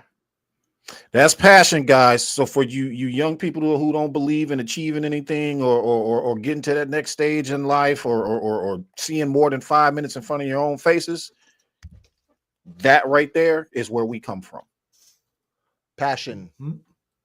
Passion. That's why we're never going to stop. And we fight for what we want. So all right, I'm going to put this video. Let me entire screen, share audio. Well, audio we don't need, so it's fine.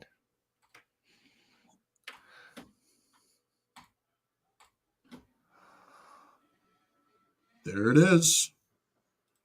Yeah, but I have to mute it on my end. All right, there we go. So yeah, guys, this happened. We did on this. Wall Street. Yep, right next to the bull. Oh, and side note, I did push-ups in the bull too. I saw the video on Instagram, bro. I clicked like on it. That was cool.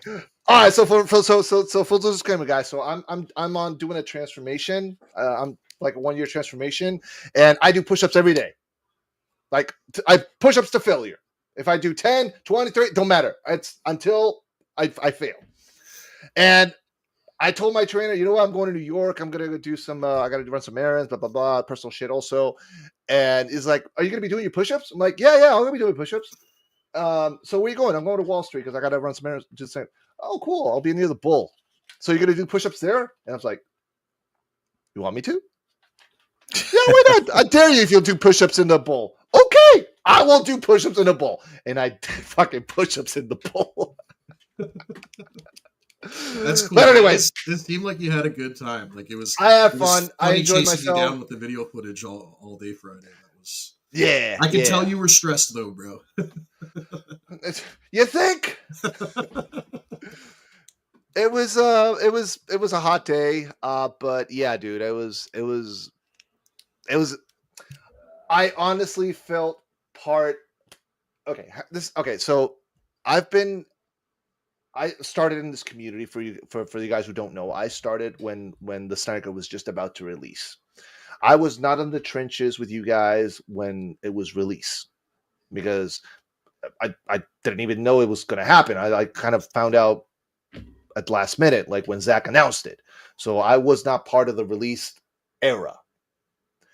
And I felt that, you know what?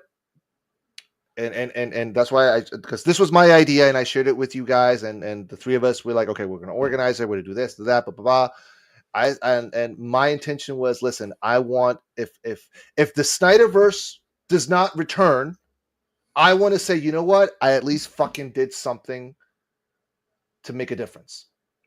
And I took two of my friends right here with me and we organized, okay, we're going to do this. We got to do these clips, this and that. What's the message? Da, da, da. And boom, we did it. Script, yep. Also, The video editing. I want to shout out to also. We have a new member in the team, but he's not going to be in the stream with us. He is backstage. We have a new editor, Esteban from Colombia. Saludos, Esteban, si lo estáis mirando. Acá estamos. So Esteban helped me edit this wonderful piece of work, and he's going to be doing a lot of work with us right now. So he is in the payroll. So expect more content from us. So we'll get that in the very end. But I just want to give a shout out to our newest member of the team. And Well, eventually we'll bring him on so you guys can meet him. But for sure. Yeah, absolutely. And he actually worked in Hollywood, so it was easy to do this because he already knew like how to edit this, the text, the script, this and that, blah blah. So it was awesome. I'm very grateful that I found him and took him on. And he's a fan. So, he's a fan of this. And he's a fan also. Yes, he's a fan. He is a fan. Absolutely. What other video I have? Oh yeah, let me show this other one here. Hold on. Move this to the. Where's the? Okay, there we go. All right, there we go. That it? Yeah, that's the one. So yeah, so unfortunately, originally the truck was parked near it, right, like literally right next to the bull. Unfortunately, truck was too much, and the cops made him rotate. They had to move him, so that's why I had to run. That was so epic. So epic. But I was like, damn it, I should have brought shorts and running shoes for that one, but that's fine. I like the one video you got where the guy runs up to the QR code and scans it. That was really cool. It's not. I don't know if it's this one, but I thought that was really cool because we actually caught somebody interacting with the billboard. But we have it on the page right here. Let me pull it up here real quick. But yes, we had people that were scanning the QR. Here's. It's on the Twitter page. Let me pull that up 1 second. Yeah, you still got the other video up right now. There we go. Okay. Yeah, that's the one. Yeah. Yep. There it is. Oh, and by the way, that voice, that's Esteban. That's Esteban, yep. Yeah, he did the voice. Yep. So yeah, as you guys can see, we did an English, we did a Spanish version, and I was going to do a Portuguese one, but that's why I tried to reach out to Dennis because I didn't know another Brazilian, but that's okay. Next time, well, do you think this is going to be the only time we're going to do this? We just got to plan a little bit ahead, make sure everybody knows what their roles are. That's all. Yeah, and listen, this is the first time we do something like this, so obviously mistakes were made, but you live, you learn. And you learn, exactly. You know, and that's why I love this community because how many campaigns have we done? Release the Snyder Cut, restore the Snyderverse, sell Snyderverse to Netflix, release the Ayer Cut, release the Schumacher, make the Batfleck movie, like, on and on and on and on and on. All these campaigns have been successful in some shape or form. Obviously, Release the Snyder Cut was the winner of them all because we got the cut. And we as fans have observed and we have participated in these other campaigns, hashtags, of course, and we've seen and we've learned what works and what doesn't work and what needs to be tweaked and what needs to be improved. So lessons taken through this campaign. Yes, we did learn a few lessons. Like, for instance, I should have asked the driver, like, what's the best spot to drop the truck, you know, but little things like that. But again, little tweaks that we can do for the future. Yeah. And there's another one right there. I want to put Marcus in here. So hold on. Let me see if I can find the one with Marcus here.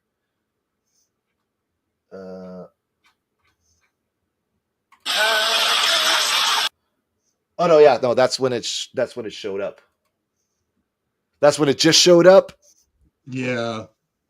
I think that was the one from South Cali guy that he screen recorded. Yeah. And there it goes. You start running in that one.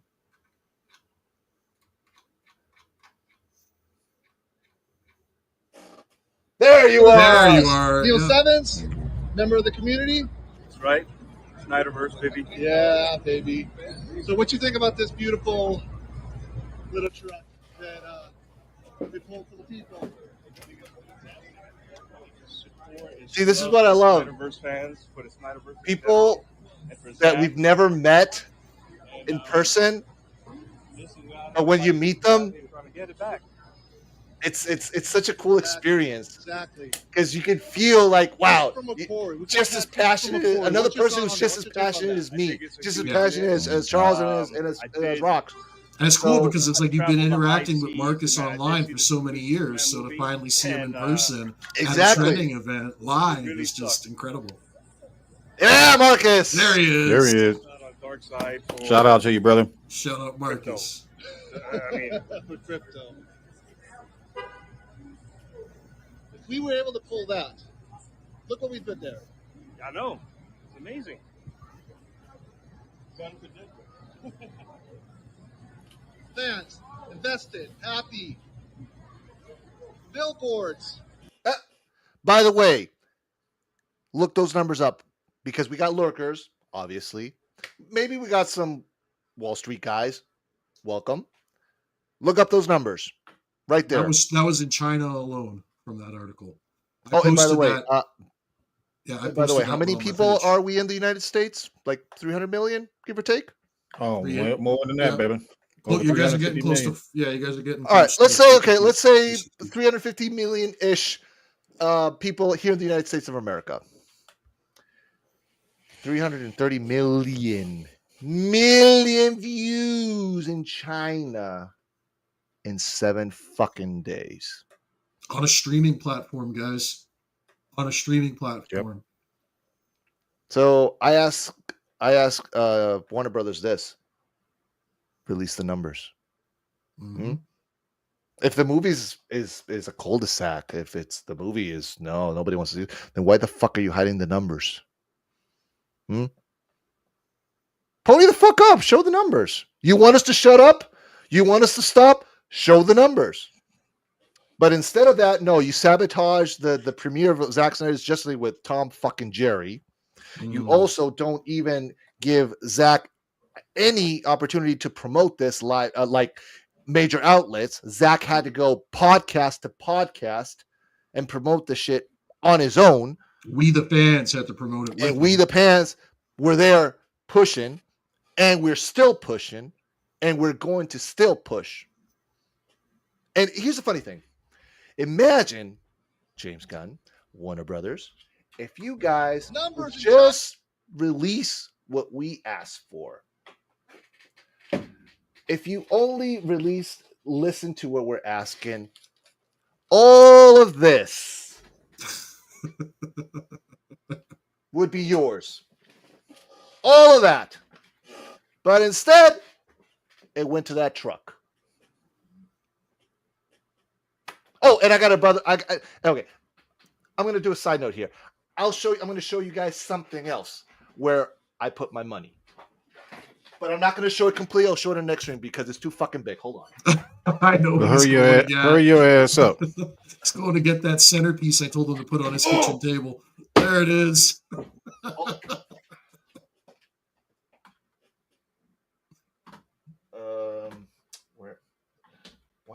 Where's that? Okay, there you are.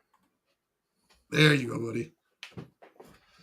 If I'm willing to pay $2,000 for this baby, how much do you think we, the fans, are willing to spend if you guys give us the content we want? It's as simple as that, guys. It's all about the money. We have money to spend on this IP. Warner Brothers, James Gunn, Peter fucking Safran. We have the money. But if you guys don't want it, okay, we won't give you our money. And good luck trying to explain to your shareholders later why did Superman flop. Just saying. This dude. Sit your ass down. Come on. But yeah, I'll do an unboxing next time because that's too fucking big. Next episode, right. guys. Yeah. Yeah. So overall, guys, what do you guys take on what else you guys can the chat? I want comments on the chat. I want the chat to tell us what you guys think of the movies and games related. WB hates money. Ain't that the truth? Yeah, they do. you don't want this, WB? Okay. No, I won't give it to you. I'll give it to somebody else. Absolutely. Mm-hmm. Should be restored, and Ben 10 Ultimate Trilogy should return. I'm not a Ben 10 type fan, but hey, if there's an audience for it who's demanding it, it's money. Mm-hmm. It's money. Who else we got? Here? Divas Mazzaras, if you could find his question his comment was pretty good.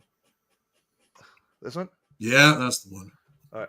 It's going in the same direction as the old review. Now we're getting Jimmy Olsen's show, which nobody asked for. Oh yeah, I heard that rumor that now. Yeah, they're repeating all their mistakes.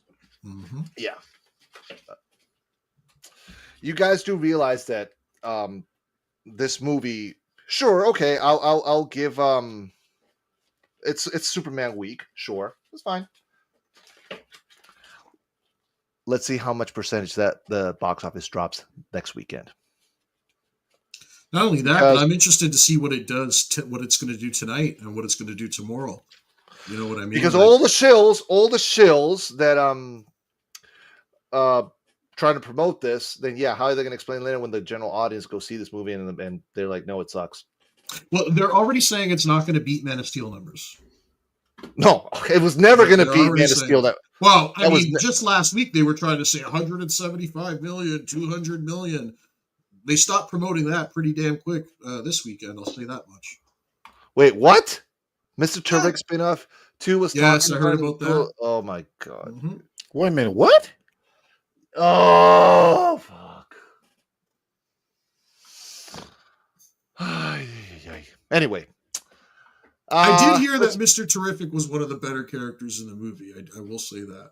Okay, that's perfectly okay. So he was a better character. He's still, I mean, actually, I've heard some reviewers say that he's actually like the main character of the movie, and Superman. I heard he was a standout, and congratulations to him. But he's still a character that nobody asked for. Mm-hmm.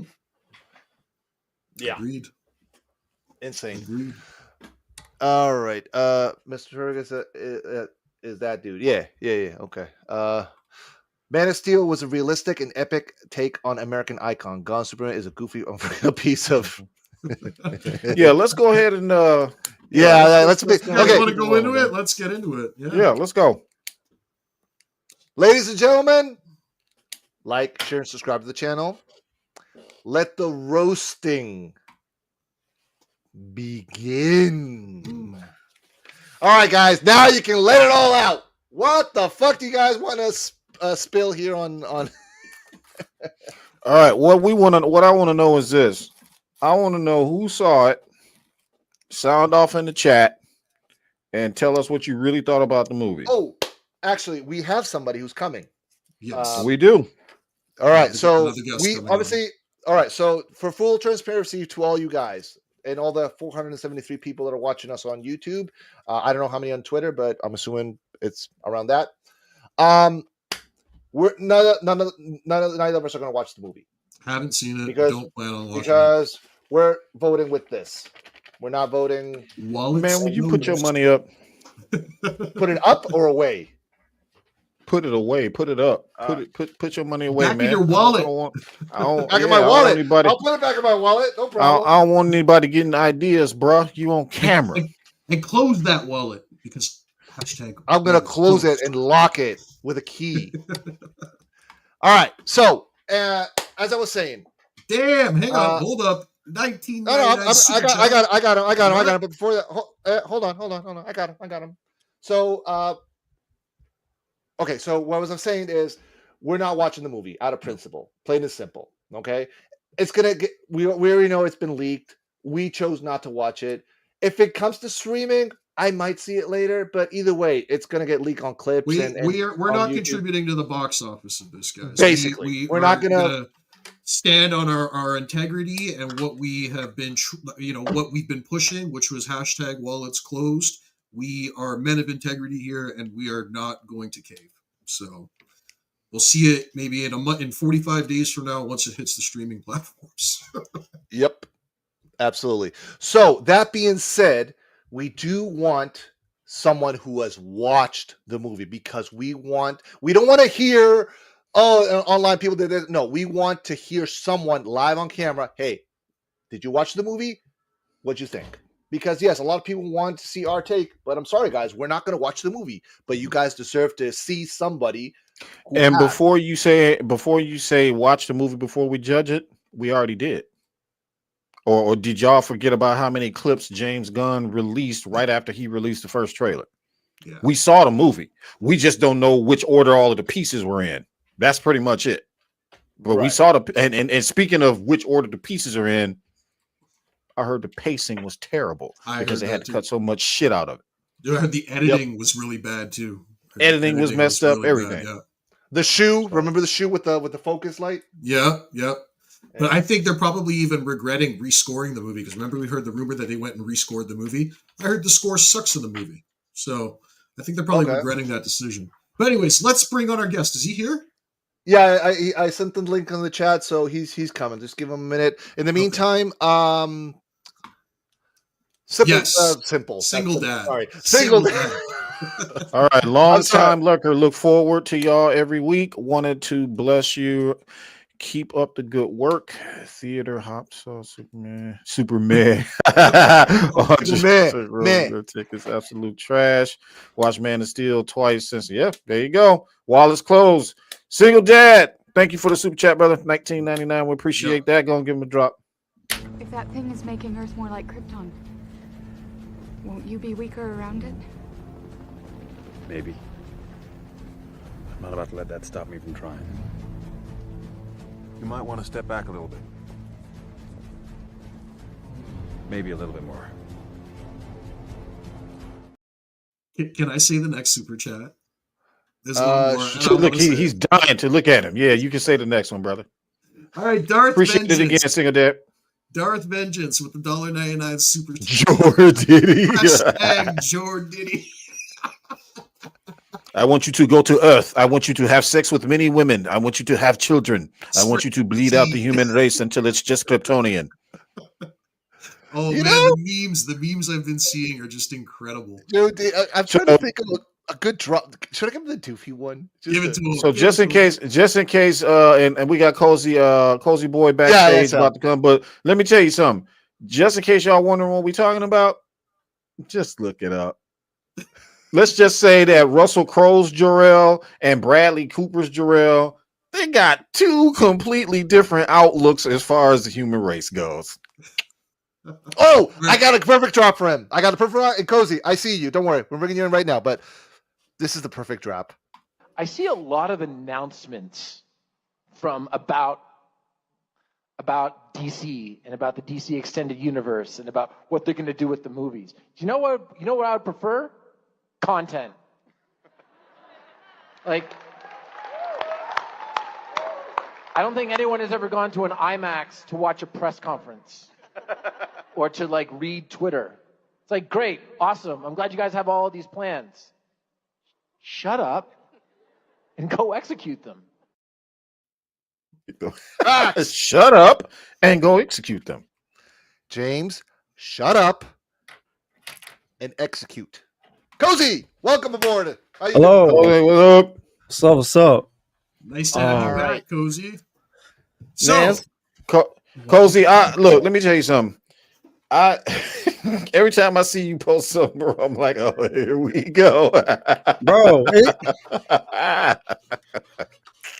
it's not me. It's just it's what they say. I'm just like, all right, well.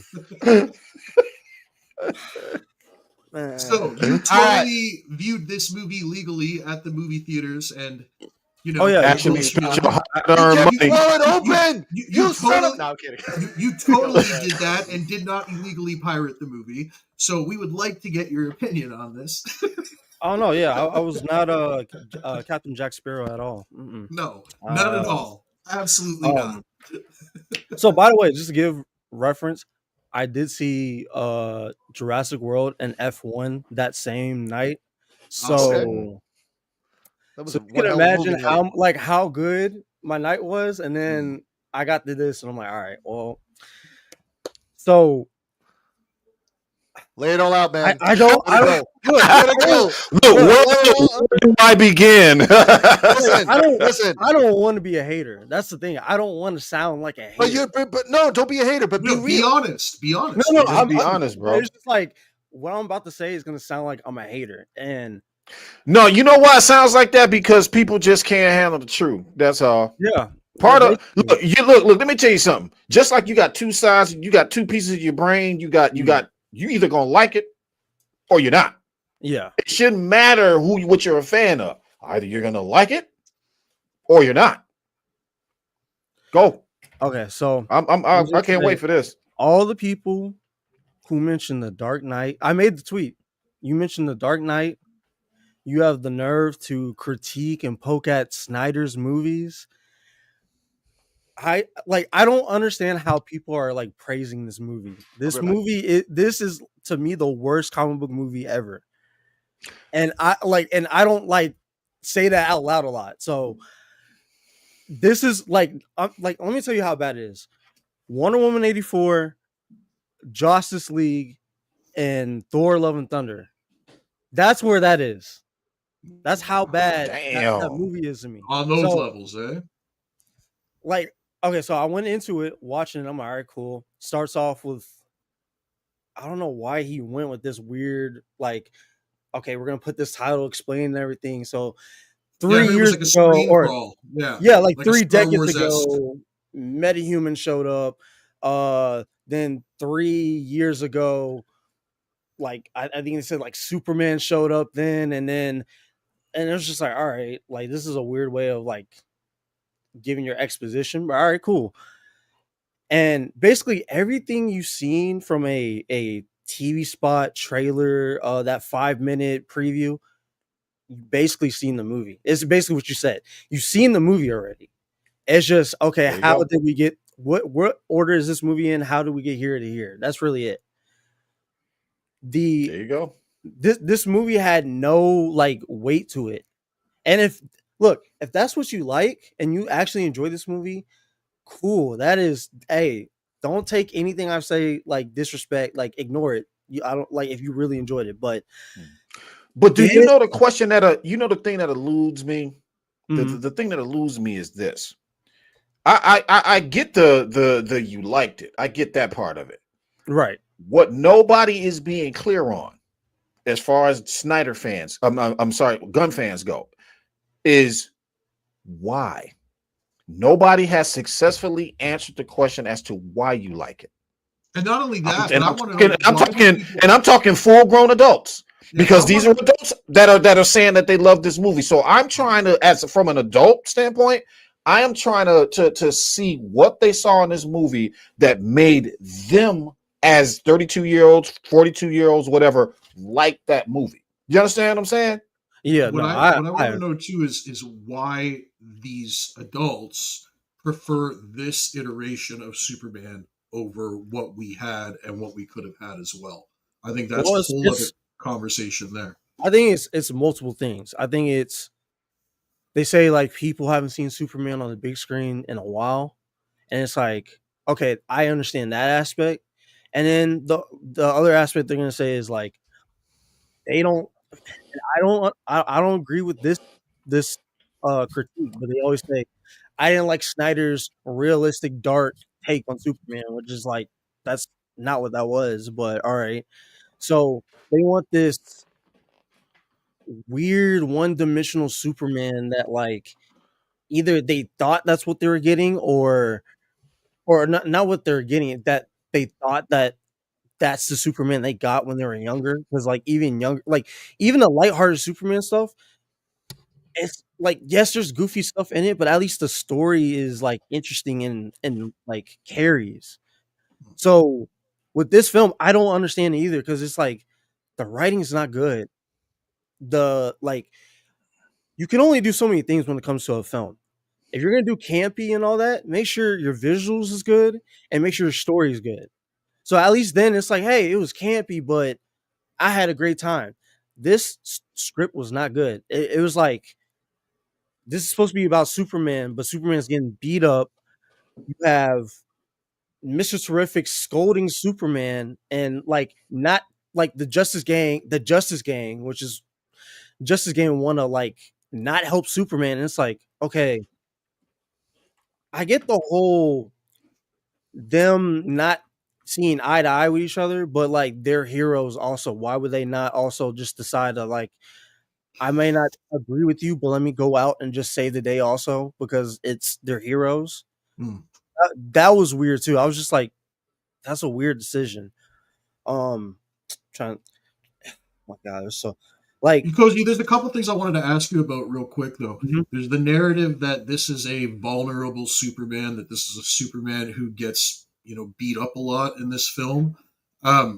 Here's my question: if he's getting beat up a lot, like, doesn't that kind of go against the character of Superman and who he is, and like portraying him as this weaker individual? Like, I don't understand how this Superman could stand out among a plethora of other superheroes in this movie. He may as well not even come from Krypton, bro. Is basically what I'm saying. Right? Yeah. Like Tyler Hoechlin, Henry Cavill, even Brandon Routh, they're Superman. Yes, they get beat up, but at least there's like a strength to them of fighting back. This was like he had a scene of Ultraman kicking him in the nuts. And I'm just like, that was in the stadium, right? Because I saw the clip. I saw the meme. Yeah, people. I'm like, that's the decision you decided to go with for cool action scenes, to do a nut kick into a stadium, and not like you didn't even Honestly, at least have like Cozy. I think he did that on purpose. No, he definitely did. That's totally James Gunn. Yeah, like this is all on like purpose. if you're somebody who says you're a Superman fan, and look, I'm more of a Batman fan than a Superman fan, but I still have a respect to Superman. If you're a Superman fan, you should feel disrespected on how he treated Superman in this film. Well, that's the other thing I want to ask you is, do you think that part of the problem too with the fandom, with the James Gunn fandom, is that they had their expectations set on a certain something, and now that possibly they're realizing that their expectations haven't been met, they're too far deep into shilling for this product now to kind of turn back. You know what I mean? They don't want to deal with the embarrassment. That's it there, and it's so funny you say that because I told this to my other friends. Like, I see this like these other fandoms as a reflection on the studio, and I always thought that because they didn't go and get Zack back and return the world is because of ego. They don't want to, because BVS is on them. It's not on Zack. It's not on. It was on them the who writing. put up the 30 minutes. That was their decision. They messed that up. And then what do they try to do? Well, I'm not going to admit defeat, so let me do everything I can to look like I'm in the right and the other person's in the wrong. Mm-hmm. So with this, it's like just like with this film, everybody's been hyping this up, people shilling, going, and it's like, bro, if you're actually excited for it, cool. But like the actual people that's actually like putting on a performance for it, now they got to sit here and be like, okay, well, I put my credibility on the line, and now it's biting me back in the ass because there's no turning back now. There's no turning back. And this is pardon me, Cozy. And that's the point I want to try to make to all these influencers. We're not going to name names out of respect, because I get it. You guys need to fucking put food on the table. People got to make a living. I get that too. Yeah. Got to make a living. We understand that. You know, lucky for us, we don't depend on YouTube to make a living. You know, that's why you have no integrity in my book. I don't give a shit if you do have to make a living with it. You're lying. You are actively lying for cups. I'm with that. You're actively lying for popcorn buckets. You're actively lying for tickets. You're actively lying about something that you know is bullshit. And can we start with the narrative of, oh, they don't pay us. They block our reaction to stop all that. This is how these shills make money. They get access for what? The views. How many views do I have? Okay, I'm going to tell you guys how many views we have right now. We have 504 views on YouTube and like 400 on Twitter right now. I just checked it. That's how shills make their money. They try to get people like us to watch their videos like we are doing our show right now so they can spill all this BS.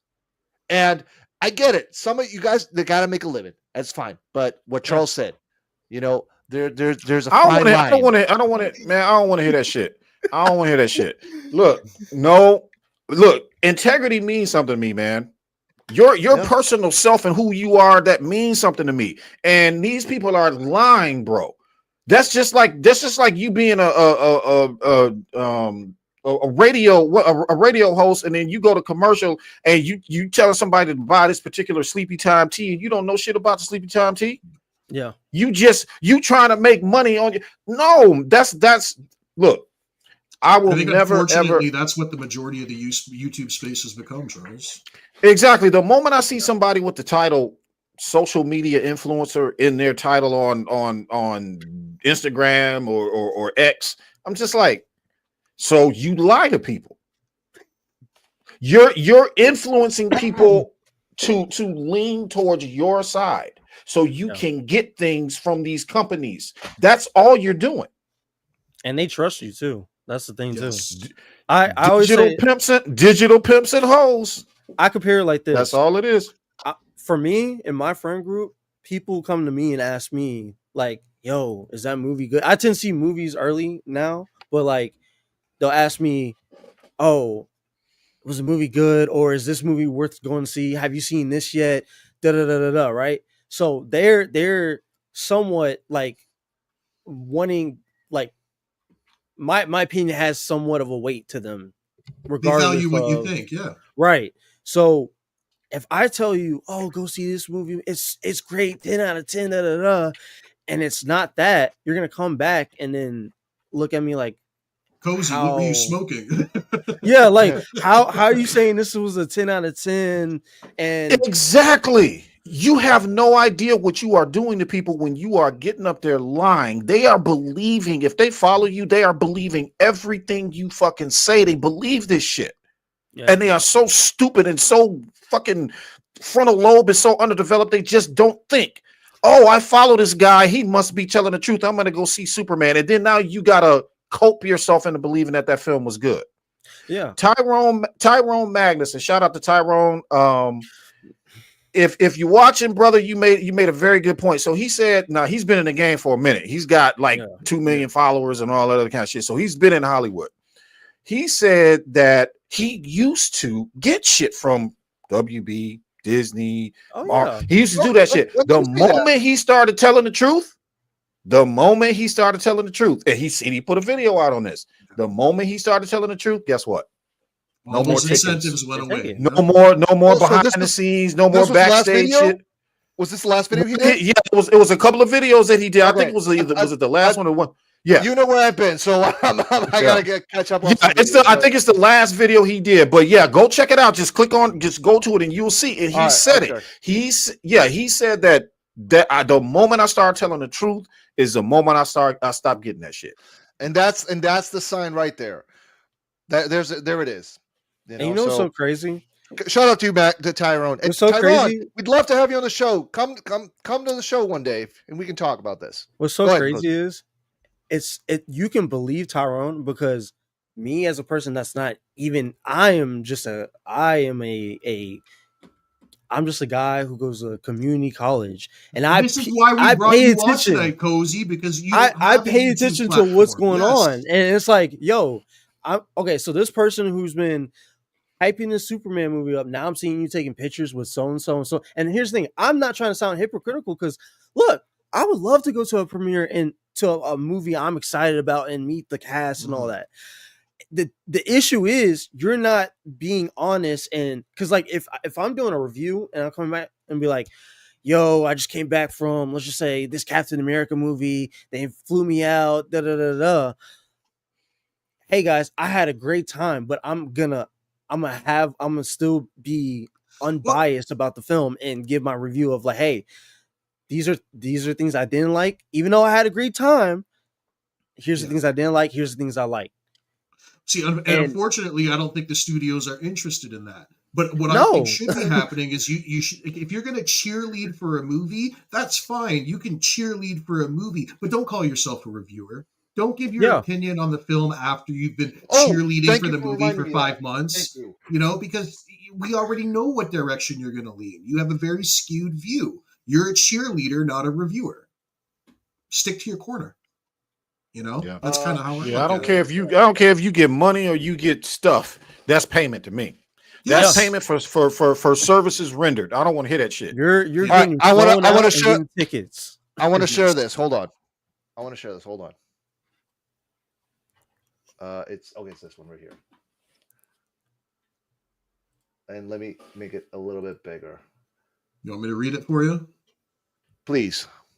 Jeff Snyder says, the problem is that there are so many fake critics that no one knows who is a real critic anymore. If you're interviewing talent at the junket, you're not a real critic. If you're talking to a camera instead of writing a review, are you a real critic? RT, Rotten Tomatoes, has muddied the waters. Ain't that the truth? Ain't that the truth? I can't remember the name of the company, but there was a PR firm that paid Rotten Tomatoes critics. They paid them. I don't know who owns the PR firm, but I can tell you that Warner Brothers owns 25% of RT. Mm-hmm. And wasn't there that whole thing where they were giving away like $50 per review? Yeah. I remember that. And it's like, what are you giving me money? Are you giving me money to review your movie honestly, or are you giving me money to review your movie in a all positive fashion, no matter what? You know what I'm saying? I'm like, that's not honest. That's not honest creativity. It's not honest work. It's just not honest. And you are convincing people who follow people to go see this movie. And then when they go see the movie and they're disappointed, then what? Mind you, these are the same people who said the Snyder Cut didn't exist. It's a fake rumor and this, that, and the third. And then, the Snyder Cut's never coming out. And it's like, okay, now you got pie in your face because you said this, and either you got the wrong information or you actually aren't tapped in like that. So that's actually what I love about what The Flash did for a lot of these quote unquote critics. It exposed them. Because as we saw, when Superman was coming out and everybody was giving their opinion of it, all we had to do was go look up their review of The Flash, and it said everything we needed to know. They exposed themselves, bro. I want to share two things. First, I want to share this video because it's hilarious. Oh yeah. What the hell was this? I just got back from watching Superman, and wow, the new Superman movie. I feel like The Flash had a better story, and the CGI reminded me of The Flash, and we all know that's not a good thing. Both clearly reminded me what we got from Thor Ragnarok, and some of it even from Thor Love and Thunder, and it didn't fit the tone of Superman. And I don't know why James Gunn is trying to bring over the MCU to the DC universe. It just doesn't. We know, but anyway, let's continue. Fit. The action scenes literally felt like they were taken straight from Guardians of the Galaxy, especially the scene that we got in Guardians of the Galaxy Volume 3. I feel like James Gunn can't do anything else besides team up movies. And Superman is just a movie that he shouldn't have done, a character he shouldn't have messed with, because I just felt like he destroyed the DC universe with this movie. And this is not us saying this, James Gunn. We know you're watching, or your agents. And you know what's crazy, man? What have you noticed? What have you noticed? I saw out of all of the James Gunn interviews, all the stuff you heard him talk about, people asking him questions. What is the one thing you've never heard them ask? What's that, Charles? Why? Nobody has ever sat this man down and said, "I need to know this question." Why do you not take characters seriously? We already know you said that you think that they're the dumbest things on earth, but why don't you explore more serious, the more depth when it comes to seriousness and more depth when it comes to these characters? Why is emotion seemingly uncomfortable to you? I would ask them those questions because they don't ask. Those are great questions. I think the fandom deserves an answer for those. James Gunn, you seem to be if I were an interviewer, James Gunn, I've seen this, I've seen that. These movies seem to be tonally and structured in the same way all the time. Yeah. We do notice certain beats, certain emotional beats, things like that. Why aren't those things sustained, Mr. Gunn? Why don't you continue that? I need to know if this man is personally bothered by having emotion in the film. And you know what? That's the pattern. You know what I I've mean? heard. Does it make him? Yeah. Does it make him literally like physically uncomfortable? Do you not like seeing that stuff on screen? What is it about having characters taken seriously bothers you so much to the point where you just got to get into your own head and goof them all up? I need to know that shit. I want to know why he's like that. There's an even bigger question I have, but you know, people aren't ready to have that conversation. I get that you like it. I need to know why you like it. No, that's the problem. You're not telling me why. To the studio. Why did you choose James Gunn? Out of all people, why did you choose James Gunn? That's a long right. Like that's listen, my thing. I know why the did you official choose him? answer. I know the official answer. The official answer is they couldn't get anybody else. Peter Safran and James Gunn were last ditch choices. Five executives passed on it, including Justin Lin, I think. Yes, Dan Lin. Including Dan Lin. Dan Lin, yeah. So Dan Lin, he's over at Netflix now. But yeah, so 5 executives before this is what we hear. Before James Gunn even showed up on the scene, before Safran came on and like, bring my boy. 5 executives said no. So I have a bigger and I hope WB's watching this because they are. If James Gunn was the last person and you couldn't get anybody else, why didn't you go back to Snyder? And you have, and it goes back to the conversation y'all had. You have the numbers. You're not going to drop it because of the ego, and it's going to make you look bad. They passed. Think about why those 5 executives passed. Just think about it for a second. They pitched. I'm pretty sure they pitched these executives what kind of universe they wanted. As soon as they find out what kind of universe they want, they were like, "Nah, bro, we ain't trying to ham it up like Marvel. We ain't trying to have that shit." And that's exactly why Ben Affleck ran away as soon as he had his interview with Gunn. He said, "Nope, absolutely not." You know, that's why I don't know for sure.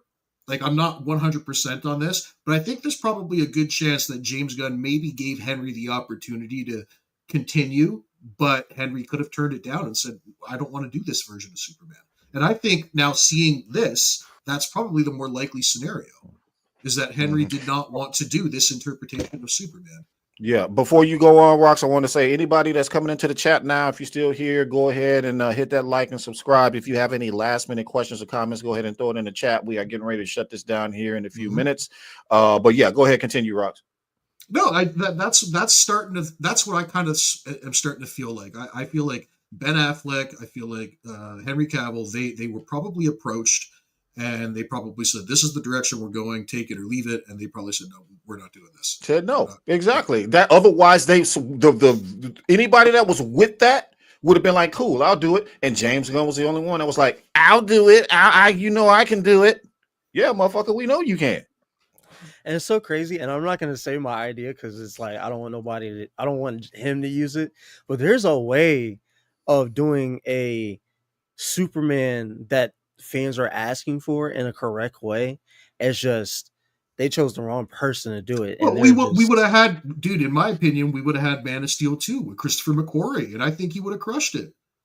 Everything Christopher McQuarrie spoke of in that interview where he was talking about Superman, man, like that to me sounded like that was it. That's what it should have been. Speaking of show don't tell. So yeah, his first 5-minute sequence in Superman was basically in a nutshell about all the events that led up to Man of Steel and the travesty and him having to kill Zod. That the first 5 minutes was about him contending with that and what he really is scared of and what he's fearful of. That first 5 minutes would have showed that shit. And it's funny because that's what I'm hearing the main complaint about this movie is that they do the opposite. It's tell, don't show. They're telling a lot more about what's going on than actually showing what's going on in the movie. Can you speak on that, Cozy? Yeah, they even showed it in the trailer the trailer of him yelling that speech at Luthor. I cry, I laugh. That's what makes me. And it's like, bro, you like. First of all, why are you like? I get it. They're both like mad at each other and they're yelling, but like why did you have to have him yell out that exposition to him, or that dialogue at least? Sounds like it wasn't earned, so that's why they had to No, do it. It wasn't earned in the film. let me put not a lot of stuff in this movie isn't earned. Even that scene of Superman and Lois kissing and flying up, that wasn't earned. That Didn't didn't earn that earn. shit. There was Like, no stakes. I heard no stakes in this like, film. there's so many questions with Lois. You have weird jokes in it where it's like you got the Jimmy Olsen girlfriend or girl. It's some weird Jimmy Olsen thing of like he's a ladies man, but like he's annoyed at the ladies. So it's like so basically a lot of the plot leaks that leaked were true. It's in the film. It's true. It's like even the mutant monkey thing. Mhm. Which, by the way, I'm not telling nobody to go watch this because I really don't waste your time. Don't do it. But if you as a Snyder fan want to get heated at something, just watch that clip. The mutant monkeys. That clip is basically there is different things that joke is towards, but that for sure is two Snyder fans that is talking bad just talking bad about it. So that the monkeys, that's a hit on us. Yeah, like the mutant, the super shit. By the way, that whole I don't know why people are saying that whole interview scene was really good when it was really bad. It was like Superman. Like at first it starts good, and then like James Gunn's like immature and it starts to come in because she brings up the super shit, and then he whines flies off like, the handle at that. Yeah, he's like, why would you say that? Like, you know how that makes me feel. I'm just like, why would you? No, sir. Apparently, this is a Superman who's very unemotionally checked. You know And what like, I mean? why are you? Why is you're using a hashtag to bother Superman? Hashtag super shit. Oh man, this is Saved by the Bell, man, and Zach is playing Superman. This is Saved by the Bell, dude. This is some no. And that tells me so much of how like you can just look at the Vulture quote of James Gunn and how he feels about superheroes, but that right there told me, oh, you really think they're silly because in BVS when there's criticism in the news and all that to Superman is not whining and crying. He's just looking at it and observing. He's just digesting it. Yeah, right. Yeah. And then you decide. Oh man. Like, and so I need a grown ass man with hair on his face to tell me what he saw in this film. And what's so sad I need a grown man who stands up and takes a piss, like stands up in front of the toilet and take a pee, and you know what I mean, and burp and fart and work on cars and shit. I need that dude to tell me what he saw in this film that made him like it. Real shit. All right, so I gotta Cozy. One last thing, and then we gotta let you go because we gotta wrap up. We did this poll. Okay. Your take on it. What do you think about this poll? Check out those 66.2. I would say the 33.8% people. I feel like you're wasting your time and your money, and you should really. I'd rather you go see F1 and Jurassic World, and even I would say go watch the Elio movie instead than this. That's what I'm doing tomorrow. I'm going to watch Jurassic World with my kids. I actually want to. Is F1 still in theaters? Because I haven't had a chance yet to go. At least for me, where I am, it's still in theaters, but it's like they're not doing the IMAX showing unless they're bringing that back. Yeah, I'm gonna have to because I know that movie. I've been wanting to see. I just been but that was really good. Wrap up real quick. I want to ask Cozy one more question because I heard one more rumor about this movie, and I have to know if it's true. I heard every single male character in the movie cries at one point or another. Oh my god! Please tell me that's not true. Please tell me that's not true. No, because I don't remember Mr. Terrific crying. So like, but it is Lex. Does cry. So Lex. I'm trying to remember. Did he? I heard Superman cries. I heard Lex cries. I heard Metamorpho cries. Lex cries because of like, oh, Superman foiled my plan. So he's like the angry cry. Metamorpho, he cried because he got his kid back, which that was like that whole Minecraft area scene was just. I was like, what is this, man? Like, oh my goodness! I don't. From what I know, I don't think that's true. But like, there is crying mostly on. We'll find out eventually. So Yeah, I'll put- we're gonna find out. We're gonna find out eventually because again, like as of next week, there's gonna be more leaks, and then the gloves are off. You know, right like, now I'm, we just. I'm going Fantastic Four. I just want to wash my palate with Fantastic Four, and yeah, That's next week. So yeah. All right, Cozy. Thank you very much. Thank you for coming on. We Yeah, appreciate And I your. appreciate for having me, man. Yeah, Any, we'll have you back yeah, soon, man. for sure. Take care, brother. Yeah, man. Thank you.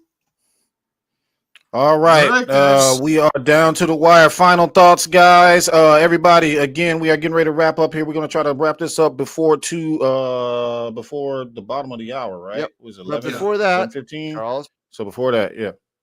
All right, go. All right, ladies and gentlemen, we are about to embark on a new endeavor. The One Shots comic book reviews. Now, you're probably asking yourselves, what the fuck is this? I will tell you. So, all right, hold on. Let me just take this out then. Hold on. So basically, we are growing, and now that we have a new member on our team who's going to be helping us edit and all this because I'm too busy. I don't have time to do all the editing anymore. So please, I need help. We are expanding our horizons here on the channel. And we're going to add a few new segments. The one shots, you guys already know. We have a few other segments that will be coming in, so that will be announced very soon. But this one, we already wanted to make it public. The one shots comic book review. So what does this mean? This means yours truly and Charles and Rox, whenever anybody wants to review a comic book, could be a new one, it could be an old one, a graphic novel, it don't matter. Bottom is, this is where we come in and we will be talking about set comic books. And there was one gentleman who said this: I had a good time reading Superman Birthright. You damn right, because I was reading this shit while I was traveling to New York, back and forth. This story is fucking dope. And this will be the... Oh, sorry. My bad. So this will be the first one that I am going to make a review. Let me get it closer here. This is going to be the first one that I'm going to be making a review. All right. You know what? That's dope, because I'm going to read this one and I'm going to do the review with you then. I didn't know that was the first one you were doing. Yeah, I'm doing this one first because it's Superman month, you know. So I was like, you know what, we should do something with Superman. And and again, I also want to say that we're not like nerds, encyclopedias, comics. We're just like we like comics, but we're not in too deep. So don't expect us to know everything, because if we know something, great. If we don't, please tell me more, you know, because that's the whole thing of it, you know. So expect this first review coming out in a week or so. But yeah, that's the new segment. One shots comic book reviews. So other than that, guys, that's all the that's an old one. Okay. Other than that, yeah, that's pretty much it. So let's wrap up tonight, and let's start with so since it's our birthday, it's our 1 year anniversary. 1 year anniversary. We wanted to say some things to you guys, the audience. So I will be last because I prepared a speech, and not just in English, pero yo también lo preparé en español para todos ustedes que nos están viendo desde Sudamérica, Latinoamérica, España. You guys also deserve a voice. Y aquí yo estoy para traducirle a ustedes el mensaje también. So, Rox, you go ahead first, then you go, Charles, and then I will wrap up. I'm just going to kind of take it off the top of the head tonight, guys. This 1 year has been an incredible ride. When we started this thing, I'll be honest, I had an idea of what it could be and what we could accomplish. I just never really thought it would happen this quickly, and that within a year we'd be able to do the things that we did. And I have you guys, our audience, the Snyderverse community. I have all you guys to thank for that. You guys are the reason why this has all been able to happen. Why you guys are the reason why we keep going every week and do all these episodes every 2 weeks. This doesn't happen without your support. So from the bottom of my heart, guys, thank you for allowing me to be a part of your Saturday nights every other week. Thank you so much. Other than that, I look forward to be able to continue working with these two incredible gentlemen that I have the privilege of speaking with on this show. And I'm really looking forward to a lot of these future endeavors that we have planned out for the Lethal Geeks podcast. Phil and I have, it's actually Charles has a segment that we are going to be announcing in the near future as well. So all of this provides opportunity for me to continue doing what I love to do, and that's creating the content that I create, the promotional material, the thumbnails, and all that for this podcast. So again, this doesn't happen without your support. And with the tremendous amount of growth that we've seen in the 1 year, it means the world to me, and I know it means the world to the other two individuals I work with here. So thank you guys so much. Absolutely. Thank you, brother. We appreciate it. Well, speech. Open bar.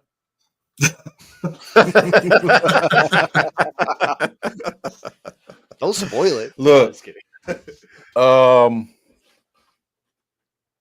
Never would I have imagined that I'd be sitting here.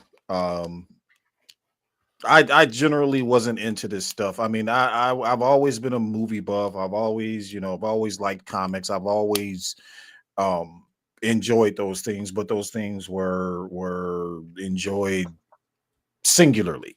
So I really didn't, other than my best friend when we were younger, I really didn't have anybody to enjoy this stuff with, so I kind of got away from it when I started getting older and things like that. It was only recently, like I said, when I first heard of Zack Snyder and who he was, it was then that he started to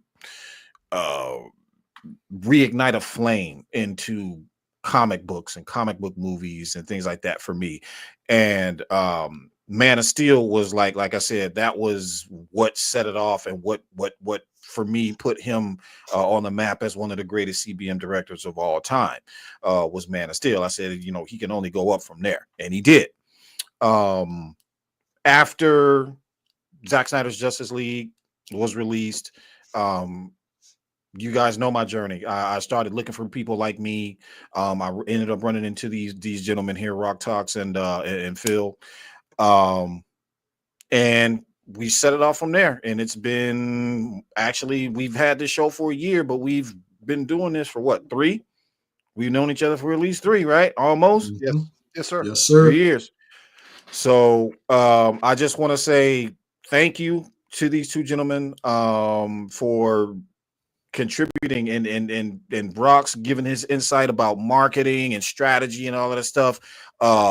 I want to thank Phil for his insights with content creating, videos and stuff like that. I know a little bit about that stuff. I have more than a little bit, but it's these two guys that produce and put in the work of what you see generally on screen. I'm just here to talk shit. You're gonna keep talking shit. You're gonna keep talking. That's mainly why I'm here. I'm here to talk shit, but I'm also here because I believe in fighting for what you believe in. No matter how trite or how useless someone else may see something that you want in your life, it's yours and you own it. And it's scary when you feel like that you're the only one fighting for stuff like this, while you got a whole group of other people saying that you're stupid, or saying that you're wrong, or saying that you don't know what you're talking about. So I want to say that I'm grateful to the chat for allowing us to create this platform and have you guys come on and listen to us rant and listen to us talk about cape shit and all this other kind of stuff. If it weren't for you guys, and I mean this from the bottom of my heart, if it really wasn't for you guys, if I didn't see the people coming in here wanting to come in here and listen to us talk and run our mouths, I probably wouldn't do this. I'd probably get bored. And that's another reason why we do it every 2 weeks. We don't want you to get bored with us. We don't want you to keep seeing our faces popping up on the screen all the time. We want to be able to bring you something. So in that 2 weeks, We want to be able to bring you things that you are passionate about and that you want to talk about. And we absolutely enjoy coming here every other Saturday and running our miles about the stuff that we love. Keep up the good fight. As far as the Snyderverse goes, don't stop. Keep doing it. We're going to be here for it. Again, we do thank you so much for being a part of this, allowing us to be here with you to discuss these things. And one of the things that I want to do is I want to make sure that we get more involvement with the chat. We don't do that a lot. I know that we skip over some people's things, and I know you guys have important questions and stuff like that. So we are definitely going to be working on getting more Q&A with the chat, getting more involved in the chat, things like that, because it is about you guys. If you weren't here, if it weren't for these numbers that we've been getting this, we got 565 people in the chat right now. If it weren't for that, we wouldn't be doing it. So I thank you from the bottom of my heart. Costello, Phil, Rock Talks, thank you so much again for this being a part of this, man. It's great. Love you, Yes, brother. sir. Thank you. Yeah. So okay, my turn. All right. So hurry up. Oh, shut up. All right. So I'm going to start in English y después lo voy a hacer en español. Va a ser exactamente lo mismo lo que estoy diciendo en inglés. So first in English. And I had this written down, everything. So, all right. On behalf of the Lethal Geeks and myself, I want to extend our heartfelt gratitude to everyone in this incredible community who has supported us through this year. From the very beginning, our mission has been to bring everyone together, to unite this fandom, to unite our own Justice League. We understand that this isn't always easy. There are differences of opinion, cultures, perspectives, and that's just part of life. But if we can all rally around one shared passion, one common love, then that should be our guiding focus. And the passion is Zack Snyder's Justice League, a movie that we celebrate every day. Let's continue to unite and celebrate what we have in common and keep building this amazing community together. We have also decided to continue this journey as the Lethal Geeks, not only to champion the completion of Zack Snyder's Justice League and Henry Cavill's story finale, but also to expand our horizons. We want to bring in more amazing guests like we had just now, Ray Porter. We had Green Lantern, Wayne T. Carr. We also had Brett Colbert, the gunnery Commander, thank you, sorry, from Rebel Moon. We've already had the pleasure of having these gentlemen, so we can extend invitations to others in the industry who are passionate about sharing their projects. Hence why we extended Ray an invitation to come back if he has something to promote. There, whether it's movies, TV shows, animations, or anything in the realm of pop culture, this platform is not just about Snyder. It's about celebrating geekhood, fandom, in all its forms. At the end of the day, we're all geeks who love DC, we love some Marvel, and everything in between. So if you have a project or passion about something you'd like to share, please reach out to us. We'd love to have you to join us on our show. I also want to acknowledge that we have made mistakes along the way. From the very start of this channel, we've invited all to hold us accountable.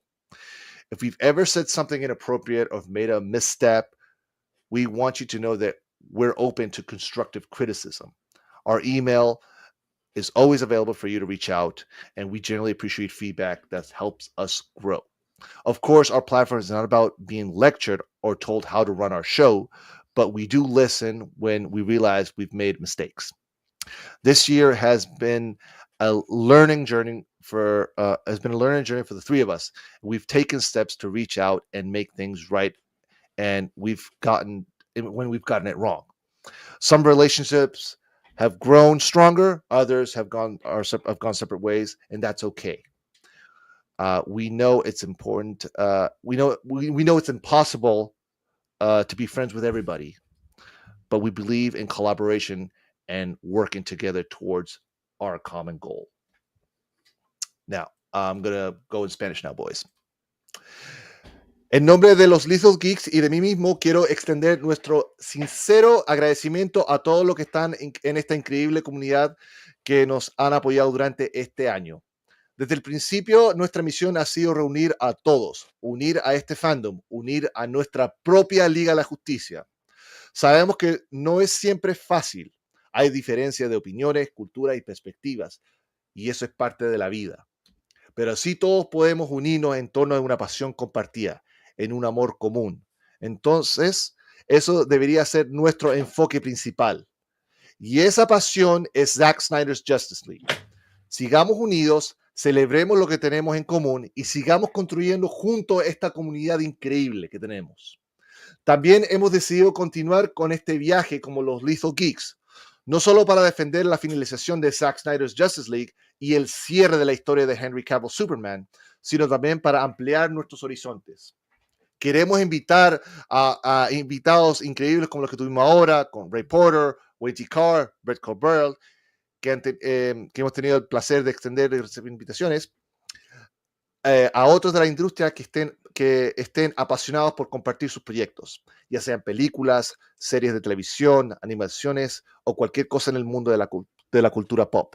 Esta plataforma no se trata solamente de Zack Snyder, se trata de celebrar el fandom, el geekhood, en todas las formas.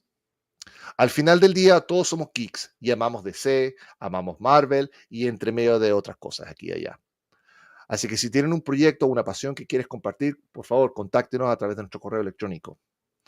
También quiero reconocer que hemos cometido errores en el camino.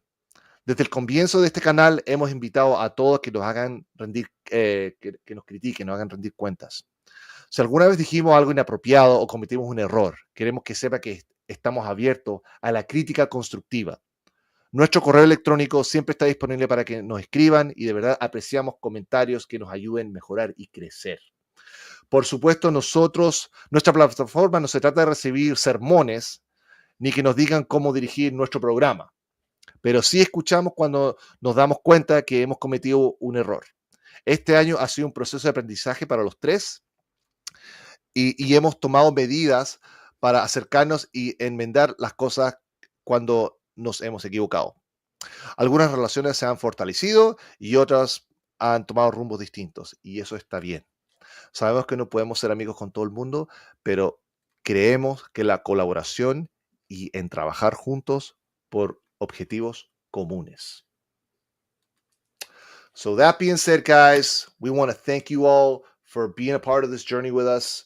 We also want to let you guys know that in order for us to keep this going, we are going to be doing some changes in our structure so that way we can stay focused. We can also do more content and there will be some changes. Like, for instance, like Rox was saying, he's been in charge of the marketing. So also another thing that we've already discussed this as a team, we are going to be limiting our communications through social media because we understand that it can be distracting and it could bring you down to the mud. So from now on, we're no longer engaging with you guys on social media. That doesn't mean we're not listening. That doesn't mean we're not taking you guys into account. Like Charles said, we want to bring you guys, but we want to bring you in the chat here with us live right here. Because on Twitter, we know you guys know it's a mess. So we want to try to avoid being public there only for announcements or the recaps, this and that, because we don't want to be saying things that maybe they were inappropriate or maybe got hit in the moment because we're just misinterpreted or misinterpreted. Yes, exactly. Because like I said, we are a global. Our audience is global. Yes, Charles and I, we live in the U.S. Rox is in Canada, but we want to be a global podcast. So that being said, guys, I want to thank you all guys for joining us tonight on our 1-year anniversary. We will see you again in 2 weeks. And this has been episode 26 of the Lethal Geeks podcast. We again want to thank Ray Porter for showing up with us and spending some time with us. We really do appreciate that. Mighty Darkseid. Zach, if you're listening. Is it time? Is it time? Invitation's always open, Mr. Snyder. Yes, sir. All right, ladies and gentlemen. We'll see you in 2 weeks. Ciao. Peace. Have a good night, guys.